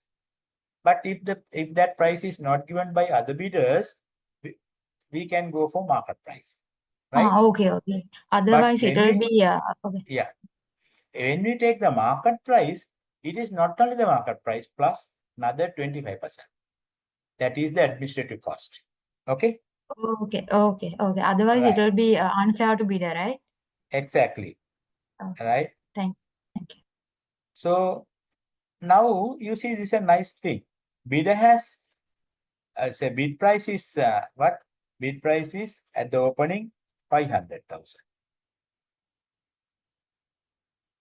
Now after detailed evaluation, bidder get 550,000. But he has quoted only 500,000. Are we going to give him higher money than he requested? What is the contract price? Ultimately, also he is selected. Contract price is the price we sign the contract with the selected bidder. What is the contract price? Which one? 500,000 or 550,000?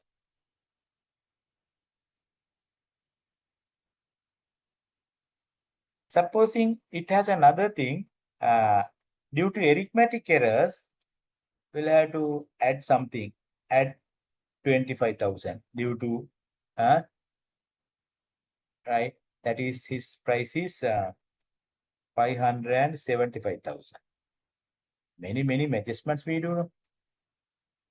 That is the evaluated price. Whereas bidder quote only 500,000. All these things we do.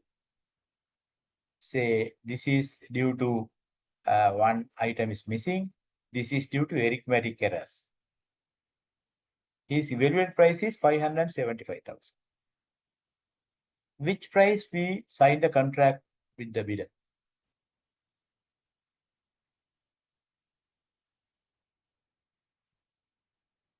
Which price? Evaluated price. Huh? No, Evaluated not the evaluated price. No, wrong. Bid price. මේක ලියා ගන්න. bid price 25,000. plus or minus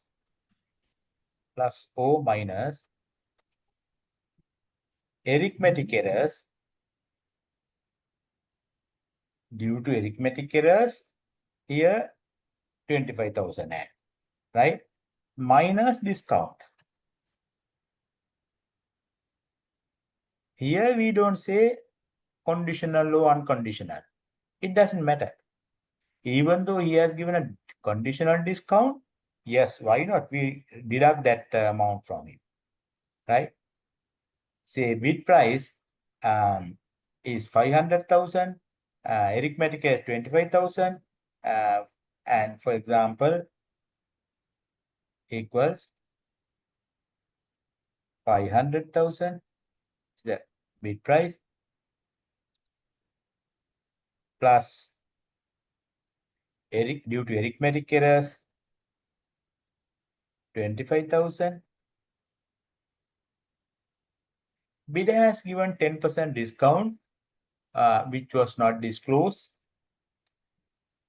or bidder has given a conditional discount, which was not considered for evaluation. But now we consider arithmetic errors වලින් පස්සේ එන්නේ කීයද 525,000 ඒකෙන් අඩු කරනවා 110ක් අඩු කරපුවම කීයද 52,500ක් අඩු කරනවා. His bid price may be 525 minus 52,500. What is this? His bid price is this.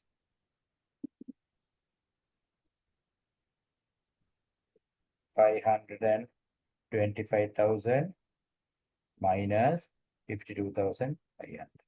His contract price only 472,500.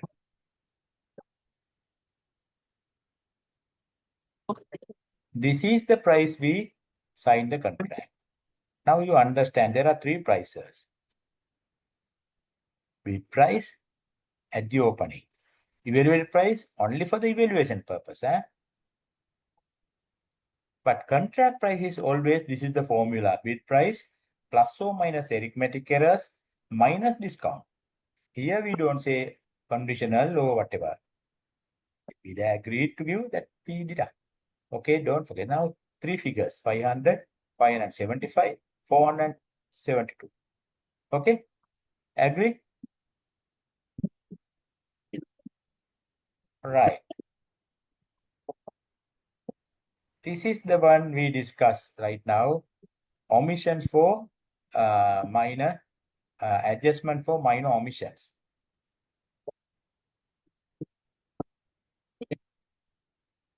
Generally for works contract, that is another thing. Works contract, minor omission, how we consider?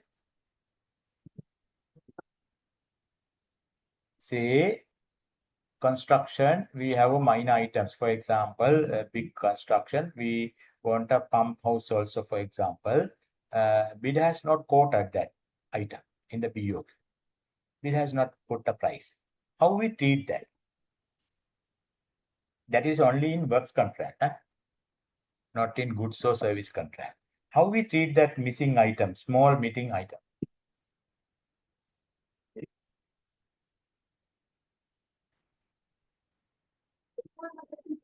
Sorry?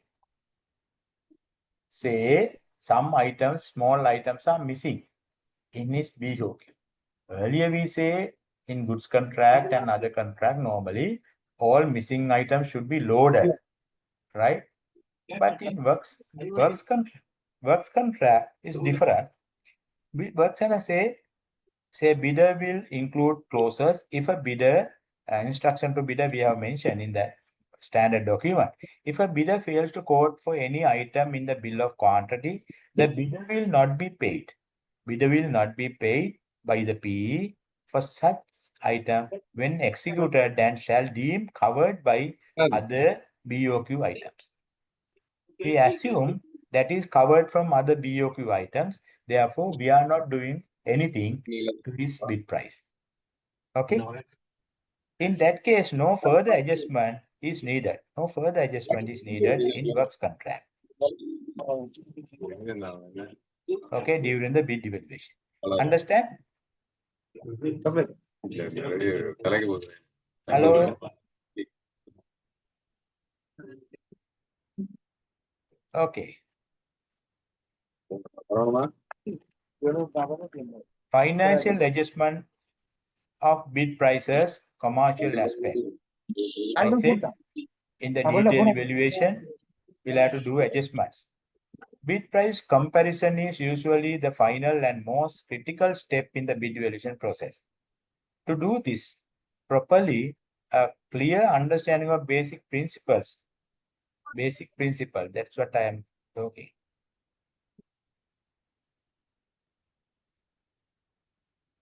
For comparison is vital. The bid prices should be adjusted for the purpose of bid comparison for those deviations which are permissible and which can be translated fairly into monetary values.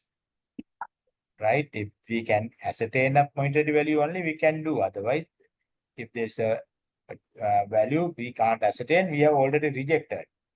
The calculation of financial adjustment should be in the manner specified in the normally it is in the bidding document. Delay, how we charge, and things like that. All the adjustment factors and the basis of price comparison specified in the bidding document must be taken into account. If it is there in the document, how we treat, how we delay, how we charge for delay and everything is given in the document. Factors not listed in the document shall not be introduced, as we mentioned. So, for example, delay, as I said, delay we can load based on the liquidated formula. We have a liquidated formula in the document. If you delay, we add per week 0.5, 0.5. That O per day 1 upon 200, that means 0.05%, right? Whatever it is, that is given in the standard document. You can use that formula basis for delay charges. For example, we say bidder should complete the construction within 6 months, but one bidder say I need 7 months. I need 7. It is a deviation. What deviation? Commercial deviation. The committee think that is not a major deviation. It's okay. It's not critical. Delay 1 month. It is a minor deviation. That deviation can be financially assessed. No? One bidder is giving 6 months, another bidder is giving in 7 months. That is apple and orange. 7-month person should be punished by loading additional money into his bid price. What is the basis? Use the formula. Say how many weeks? 4 weeks. 1 week, this much. Then load something using that. Understand? Hello? Clear? Okay. Technical matters. For the technical requirement, which will result in the rejection of bid at the preliminary examination, other deviation classified as minor or non-substantive may relate to greater number of requirements included in the technical specification of the bidding document. They vary from contract to contract and depend. In case of specifications, so there may be minor deviation we can ignore, right? The committee can ignore. There is no need of loading something sometimes. Okay.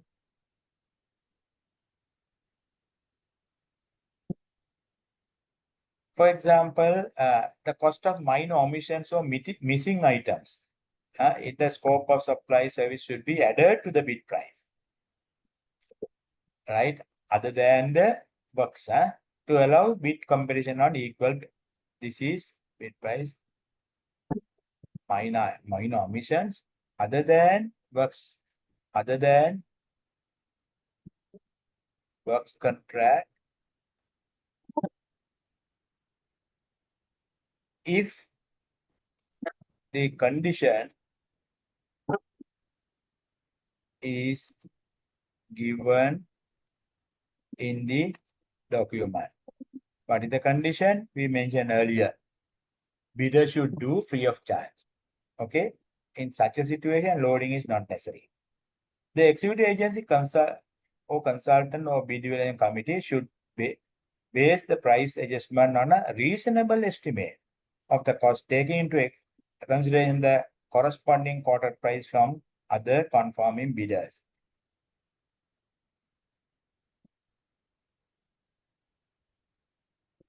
I don't know whether I agree. Yes, there. How we adjust replacement cost plus 25%, average cost or maximum cost. Right? But never the minimum cost. If the price is not given by the other bidders, replacement cost. That means market price. Market price. Price plus something I said. Why? This is the admin cost. Because we have to do another procurement, we have to spend money, we have to write letters, convene meetings and things like that. Average cost. If other bidders have given, if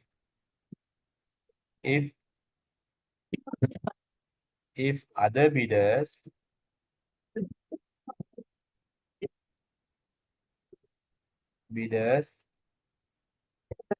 have quoted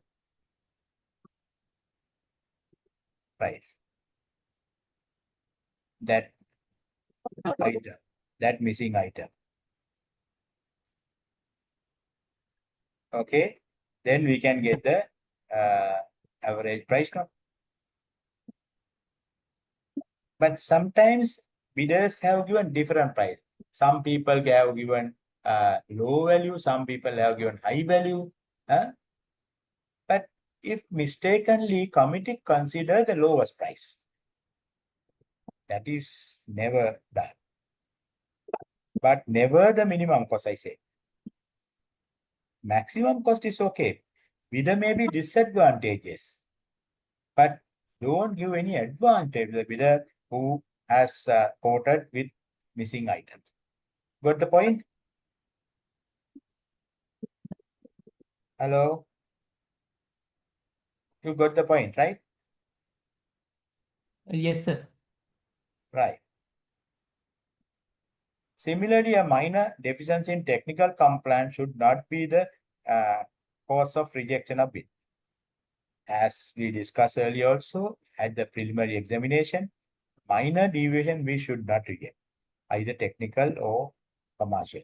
That is the biggest problem in bid evaluation, because committee doesn't understand properly what is the meaning of major deviation or minor deviation. Even some very trivial, small issues, they reject bids very wrongly. So you should not do that. You should identify what are the major deviation, what are the minor deviation, and you should reject only the major deviation. So minor deviation, if there's a value, that can be taken up at the detailed evaluation like this. An example of such non-substantive deficiency is the case of auxiliary motor of which the power rating falls short of that specified, or a proposal to supply cross-fly tires for a vehicle instead of radial pay as I don't know, that is jargon. The cost of making good any deficiency should likewise be added to that. Anyway, we know any technical, any commercial, if there's a value, if they have to load the value to the bidder. Otherwise, we are comparing apples and oranges. Okay, this is the basis. Adjustment for spare parts, that is also missing item, or we have requested the spare parts and service cost separately. Only those spare parts and tools which are specified on the item-wise basis in the scope of supply shall be taken into account in the tender evaluation. Supplier recommended spare part for a specified operating requirement should not be considered if in tender evaluation. Supply recommendation is not considered, but what we ask, we normally ask after warranty period, what is your spare part cost for another 3 years or something like that. And that should be considered as a part of the bid. So his bid price is 10 million. His maintenance cost is 500,000. So 500,000 should be added to the main bid price in order to evaluate. That is spare part case. In such situation, we should give what are the major items should be provided with the bid. Delivery period, I said, if there's a delay, you have to use LD formula as the basis. LD formula. But never give bonus for early delivery. Normally it is not there. Early delivery, no bonus. Sometimes we reject early delivery. Why? For example, we want to construct a building and procure goods, computers.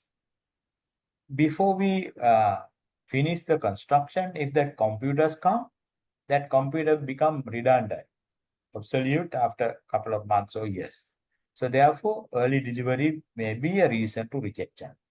So generally, it's okay, early delivery is okay, but never give a bonus. But late delivery, always we consider, if it is a minor, we can accept, but load. If it is a major, reject. That's all. Normally, we put in the document, bidder should deliver within this period. But if you have mentioned in the document, bidder shall say medical equipment or health sector, drugs and all. So bidder should deliver this within 14 days after the contract award or the purchase order. If any delay, bid shall be rejected. In such a situation, even 1 day delay we can consider as a minor, it is a major. Okay? Understand?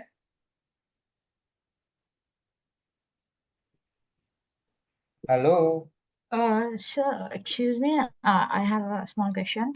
Means to say, if, okay, now in a scenario, the agreed supplier couldn't supply the whatever drugs on time. So Okay. we can consider another supplier breaching the contract between the supplier and the employer? No. That is a two different decisions. Number one, if the agreed supplier didn't supply in time, we have to cancel this bid. No, we have to terminate his contract. Number one. Okay. Right? Then his performance security, not only bid security, now the performance security will be forfeited. So we keep the performance security now because bidder should perform. Then the second decision we can take by that depends. Sometimes we cancel everything, rebid. Or if it is urgent, we can go for, committee can take a decision again to buy the second lowest. Okay? Got it. It's a separate decision. It is not an automatic decision. Right? There's no automatic decision. Okay. Adjustment for inland transportation. Right?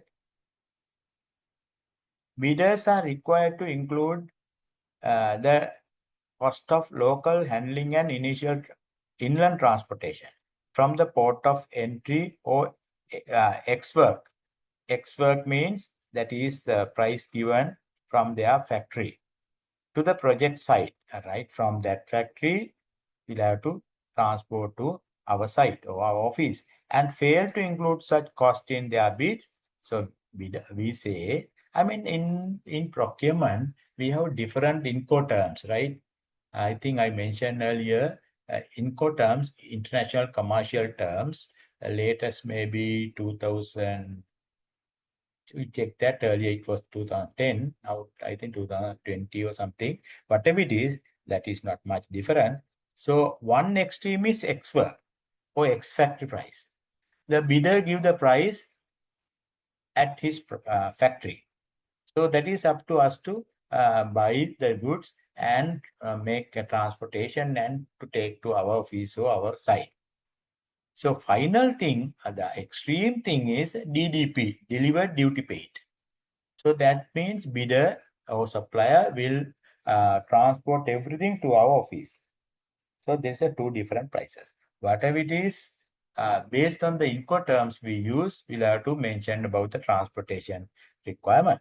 If the bidder are required to include the cost of local handling and transportation from the port of whatever the project site, cost of local handling and may be estimated based on prevailing rates and added to the bid price. That means if the bidder has not given that price, we'll have to add that price using previous estimates or something, right? A seller fulfill their obligation to deliver when he has made his goods available at his premises. Buyer bears all the that is one extreme, I said. So buyer bear all the cost loading and risk, everything. So that is thing. But point is, if the transportation cost is not given, whereas we have requested, we'll have to load that price using the previous estimate or prevailing rate or whatever. Otherwise, we cannot consider the cost of bid. Another one, exchange rate is another principle I said. Especially international procurement, bidder can quote their bid price in different currencies. Right? I said in detail during the detailed evaluation, bid evaluation committee should convert all currencies into one single currency, that is Sri Lankan rupees.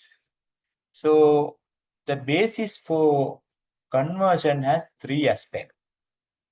Number one, what is the date we consider? Because the currency exchange rate is fluctuating every day. So therefore, we should mention in the document, in the bidding document, what is the date we consider for the conversion? What is your idea? What is the date we consider normally?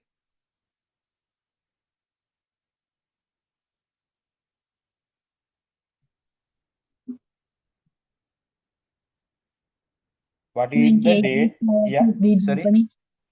28 days prior to bid the opening day. Yeah, that is one.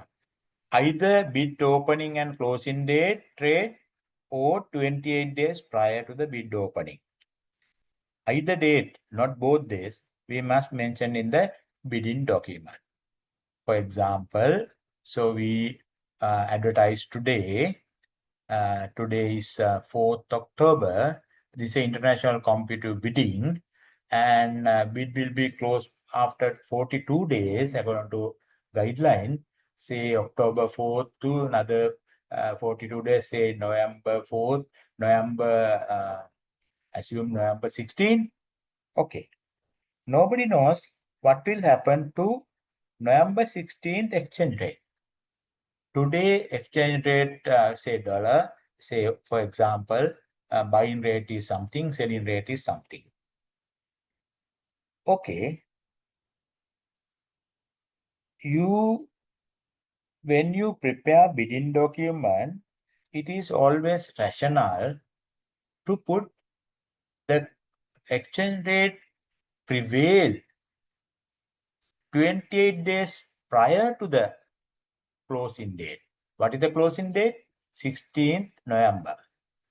If we consider 28 days prior means 1 month prior, maybe October 16th, for example. This is October 4th. Now, bidder can reasonably assume what will happen to dollar rate. Today is say selling rate or buying rate is something. After 10 days, that may be 310 or something. But after 42 days, it is quite difficult for him to predict how the dollar will go up or down. Therefore, it is always rational to put 28 days prior to the bid closing. Or either date we can select. So we can say bid will be considered, evaluation will be done, conversion will be done based on bid opening date or bid closing date. That means the date we mentioned in the document. The same date evaluation committee should take the central bank exchange rate and consider that. But there are two rates, I said, selling rate and buying rate. Selling rate is higher, buying rate is lower. For conversion purpose, which rate we consider? Always. Selling rate. Always selling rate. Why? Why we consider selling rate? If we accept this bid, say this is a foreign bidder, for example, he need $1 million. He says, I need $1 million. He is not put in rupees, no. That is a American bidder, for example. Put, I need 1 million. So we convert $1 million on the date of conversion, let's say November 16th, maybe 310, for example. Selling rate is 310, buying rate is 305. She said correctly, we use selling rate. Why? If we accept that bid, we'll have to go to our bank and issue a letter of credit or something for $100,000. Bank will always charge us the selling rate because we want to buy dollars. Bank will sell. Selling rate is higher. We want to purchase, we want to give rupees, then bank will give dollars. At what rate? Selling rate. That is the reason why we get selling rate, always ready. So there are two things. Date is important. We must always mention we use the selling rate. Third one is the source of conversion.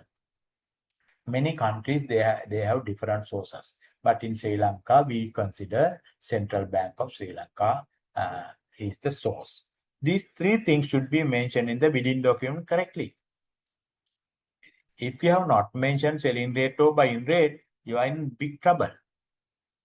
You are in big trouble if you want to do the detailed evaluation. That means when you scrutinize document, you must see whether they have correctly mentioned these principles. In order to minimize the foreign exchange risk for bidders, in certain procurement, especially ICB procedure, the bidders are allowed to bid in foreign currencies. This results in bids being presented in a wide variety of currencies, which must be converted in a single. Normally, we say bidder can bid in 3 foreign currencies and 1 component local currency. So 4. So, however, if it is more than 3 also, we can consider as a minor deviation and we can consider the additional cost we incur. That is a different issue. So, ultimately, all 3 currencies, they can ask $100,000, 50,000 yen, euros, and 10 million yen, for example. All 3 currencies, the committee should convert using this principle. What is the date we take? Either closing date or 20 days prior. Then we must get the previous chart from the central bank and convert accordingly.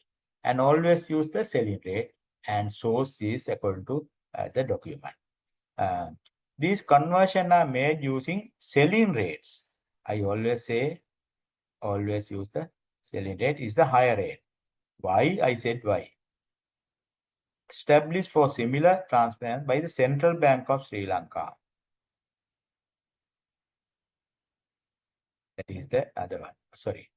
At the date specified. Date. This is source. This is the source.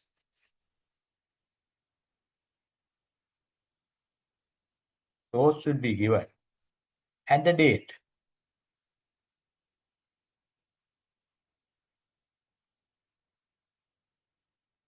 Three things. Source, date, and this date may be, I said, closing date.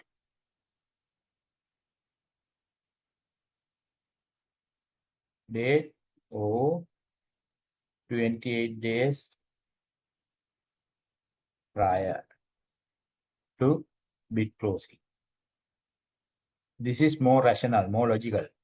right?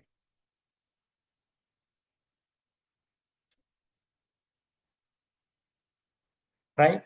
In works contract, mostly used method is to specify that all bidders should price the bid in Sri Lankan rupees and to specify the percentage of different currencies, right? Percentage. In some works contract, and even those percentage will have to convert to Sri Lankan rupees. In some work contract and in supply contract, it is customary that the bidders are allowed to quote proportions in different currencies for the same item.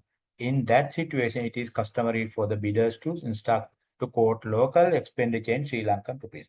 So if bidders are given some percentage of foreign, so they have to put the evidence for that, why they need. Otherwise, we are not issuing foreign currency because it's a cost. And that is a different issue. And local component should be in local rupee. In both the method, such foreign money percentage should be converted to whatever is we have to convert, right? Based on conversion date, time, and etc. Okay. This is a typical example, very simple example, old days example. Quoted price is 1 million rupees. Other currency proportion is 10% US dollars. That's how, like a work contract. Bidder rate is 96 rupees, same. Exchange rate on 28 days prior was 100. But bidder quoted his price as 96. 10% of the quoted price is 100,000. Equivalent dollar bidder has put 1041. Equivalent rupee amount is, if you convert, 1041.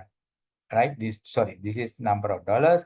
If you use the 100 rupee, the 28 prior is 1,000. Even though bidder say 1 million, corrected bid price is 1,004,000 something. So this one example. There are many examples. Don't worry. You have to do the conversion correctly. All are principles we are talking. There's another one you can read out. Don't worry about that. Single method, quoted price is dollar component and rupee component. This is a normal way. Exchange rate on 20 days prior to the deadline was 99 selling rate. Hence, the adjusted bid price for evaluation $100,000 into 99, 5 point something equal this one plus this one equal this one. This is the evaluated bid price, correct bid price. Bidder has given $100,000 and rupee component separately. Now we convert using selling rate and the date and source and everything. Okay. There is another principle we have to follow in case of domestic preference. So in our guideline also we say works contract, goods contract, local money and foreign money. In case of works, I think 20%, goods 15%, something like that. Whatever, if the domestic preference is given in the bid notice and bidding document, okay, we'll have to apply that. How to apply that? Okay, this is an example, right? Say there are 4 bidders finally, after everything, these local bidders, these foreign bidders. Local bidder lowest price is 1,000 rupees or million. Foreign bidder lowest is 950. So assume that 10% domestic preference is given. What we do? Some people do it without knowing the principle. What they do is they deduct 10% from the local bidder. That is wrong. What is the correct thing? We'll have to load that price to foreign bidders. Lowest foreign bidders. Lowest foreign bidder is 950 and 1,050. And if we add to lowest 95, his price will be 495. So now we compare 1000 and 1045. Still the local price is lower. We can select, right?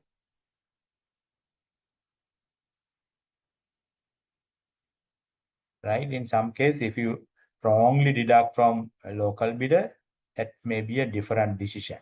So A group is local, B group is foreign, other contract. Okay. So, however, in order to eligible for domestic preference, bidder should provide some evidence for these things. These apply only for ICB, NCB contract, not for limited. You note down that domestic preference never apply for limited bidding. And in order to be eligible, this local company should be registered in Sri Lanka. Only local bidders, no? That they may have a joint venture, local and foreign, but that should be registered in Sri Lanka, and local ownership should be more than 50%. Ownership must be more than 50%. And local value addition, they should provide some evidence for that by either material or labor more than 30%. All evidence should be provided in order to be eligible, right?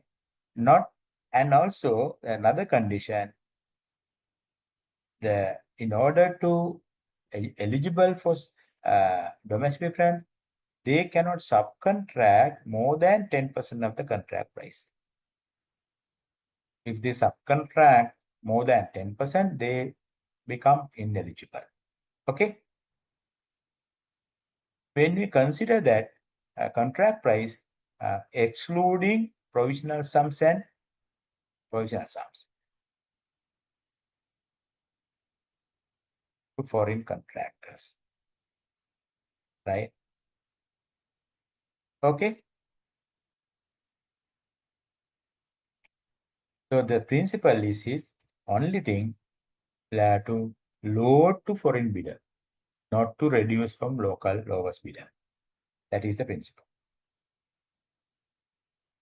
Another thing is how to consider unbalanced bid, right?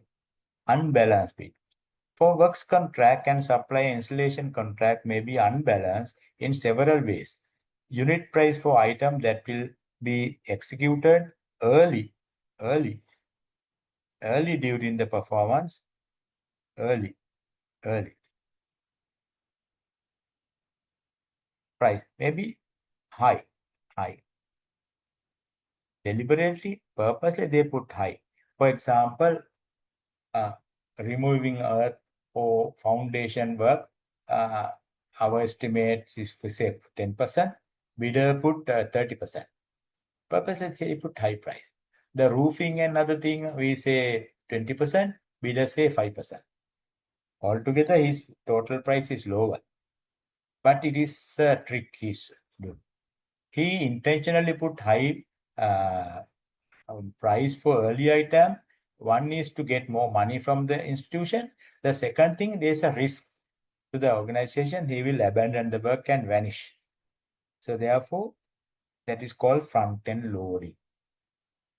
Front-end loading is the point the bidder has bid early items more than 50%, not 5%, 10%, 50% of our estimated cost. In such a situation, we can take precautions. One thing is we can reject, okay? If we can't accept that, we can reject, no problem. But normally what we do is we increase his performance security. That is called enhanced performance security as a precautions. Say early items, our estimate is say 10 million. Bidder asking 12 million, for example.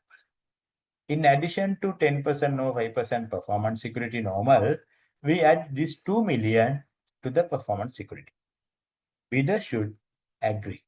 Otherwise, bid will be rejected. If bidder doesn't agree, his bid security will be forfeited because bidder should agree. All right. Now he intentionally put a front-end loading and intentionally try to get more money. In other case, a bidder who have reason to believe that the quantities given in the bidding document for one or more items are underestimate will quote higher those items. In all such cases, the unbalanced bids result in higher contract costs. In addition, in the first case, incentive for contract to complete, the contract are substantially reduced, right? If he get early money, high money, and he has no incentive to complete the roof work because he has put 5% less than our estimate. That is the risk. Those are the things we must consider in evaluation, right? Because the payment he would receive during the later phase of the contract may be smaller than the estimated cost. Okay.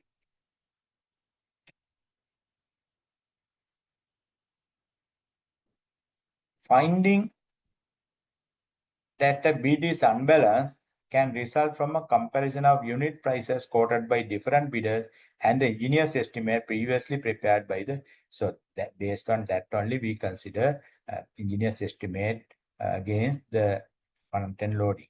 Even if it is found that the lowest unit bid comprising unbalancing, it should not be rejected, we say. Lowest bidder should not be rejected. I said the precaution is given below. Step to remedy the situation can, however, be taken in case where the unbalance is substantial, if it is big, where the unit price quoted for the item involved, say, more than 50%, as I say, than the average quoted number one. Even though our estimate, as all other people say something, but this particular bidder, lowest bidder say my price is 50% higher because we understand that. I mean, the early item excavation, from foundation work, everybody generally say 10% or around that. But this person around 25-30%. The bidders say, and where the total amount involved exceed 5%.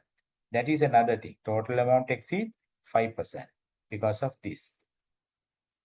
Of the total bid. Remedial measure that can be used enhance the performance. That is the one I said. You can increase the performance security to the additional amount is trying to get from us. Okay.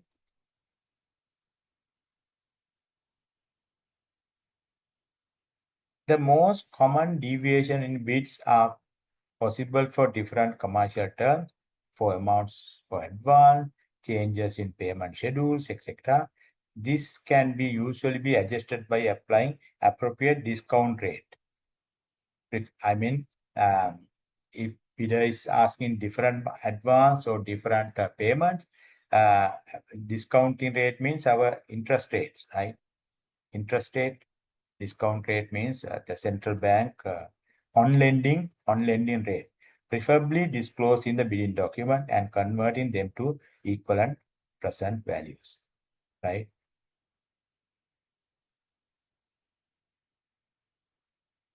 That is. So again, we say in some cases bids contain so many deviations requiring adjustment to the bid price that the total value of all adjustments continues a large percentage of the tender price or bid price. In such cases, each deviation by itself may be considered minor, but both the number of deviations and their total value make it necessary to consider bidder as a whole non-responsive. Many deviations, adjustments are there, then we can, okay, no problem, we reject the bidder as non-responsive. Small 5%, 10% adjustment, but in general, it is cannot be considered as responsive bid. We can reject as a non-responsive bid at the preliminary examination. Okay. Now I have given couple of another case studies also. Okay, take this one. The 6 low bids for the port civil works contract have produced the following results after technical evaluation. Our estimate was 6.6 million, whereas the lower bid is very low. What is the thing? How should you proceed with the evaluation? Now, we have done everything, but ultimately evaluated price, company one price is 4.8, whereas our budget is 6.6. All other bid price you can see similarly 6 or 7 something. How we look at this? How you resolve this issue? Are we accepting this as it is?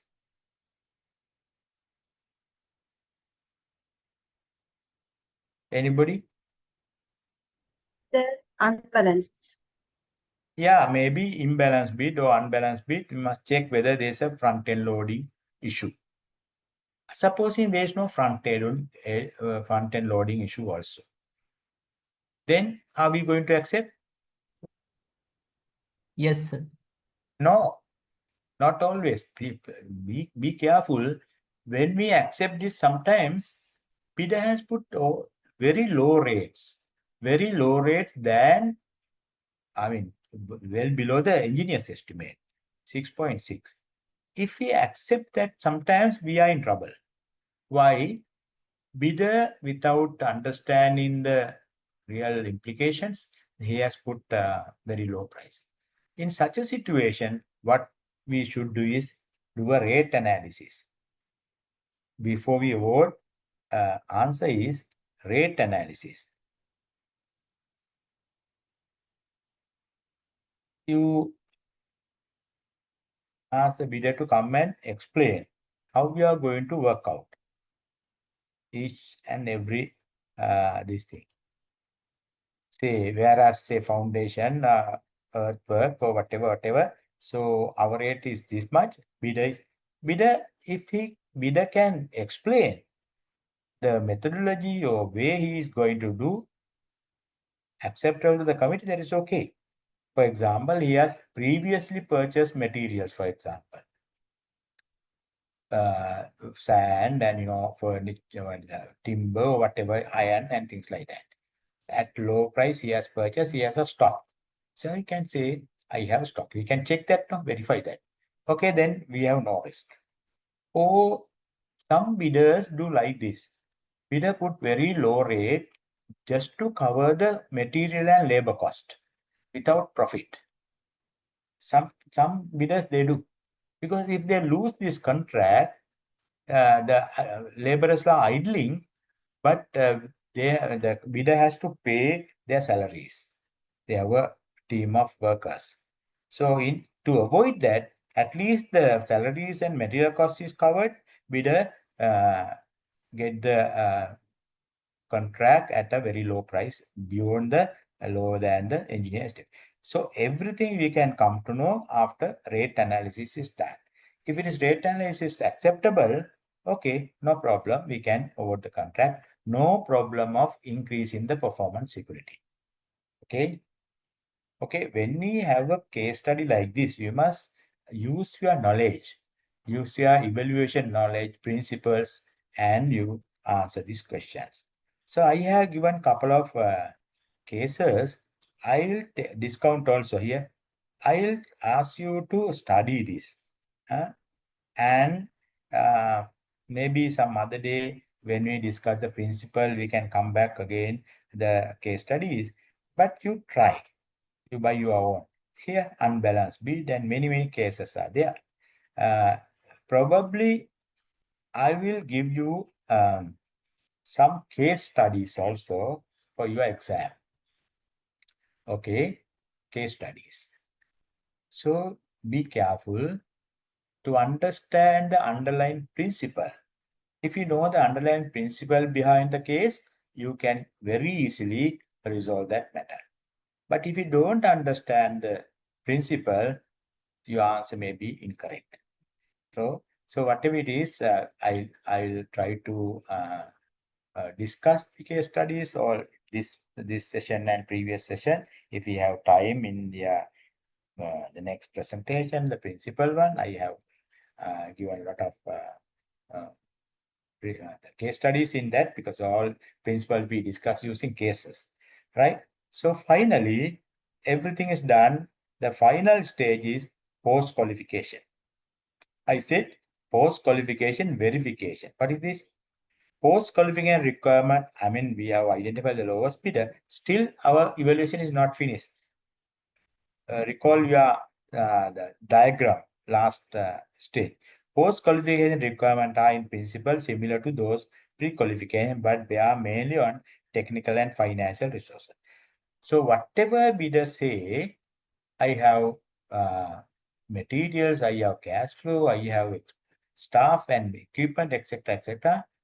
That is on papers. So that is without verifying that, we should not award the contract. So we are at a risk if we don't post-qualify, right? Qualification of the lowest evaluated bidder are scrutinized using data submitted by the bidder as well as information gathered by the BEC. That means through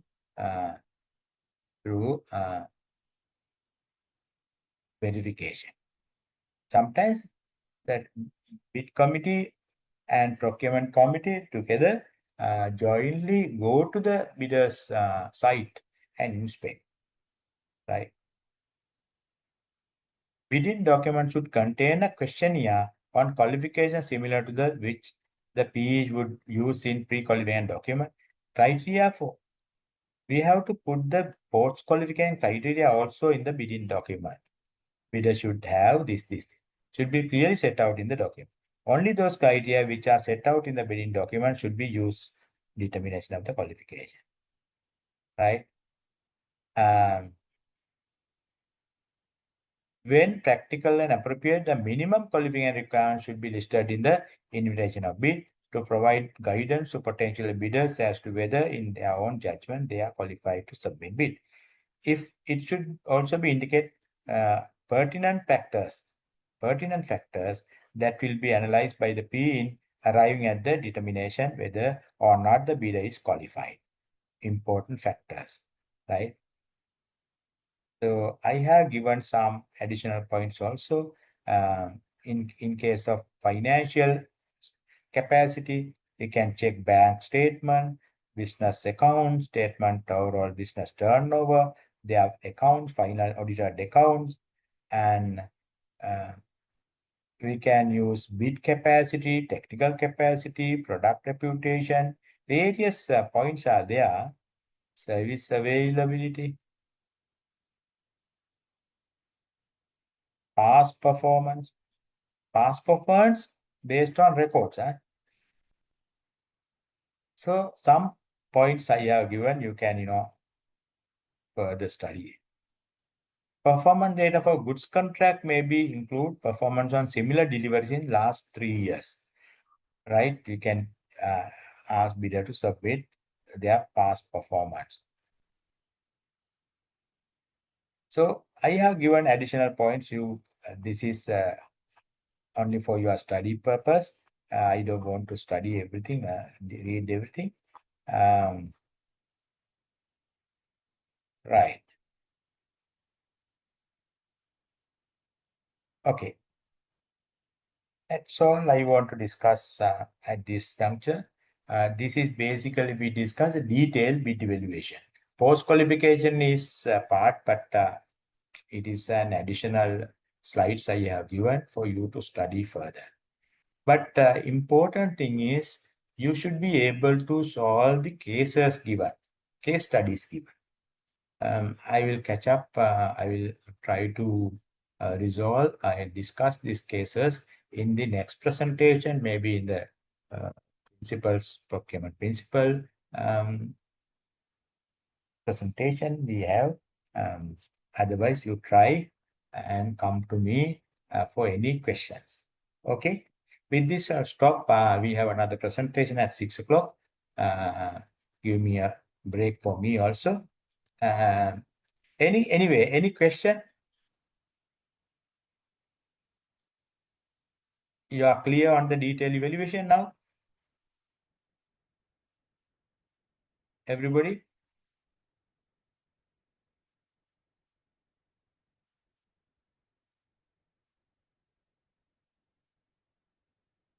Okay. We'll wind up. All clear, sir. Okay.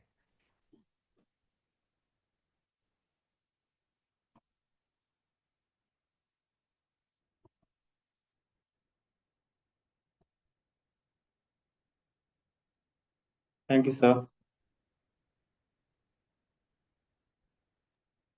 Thank you, sir. Thank you, sir.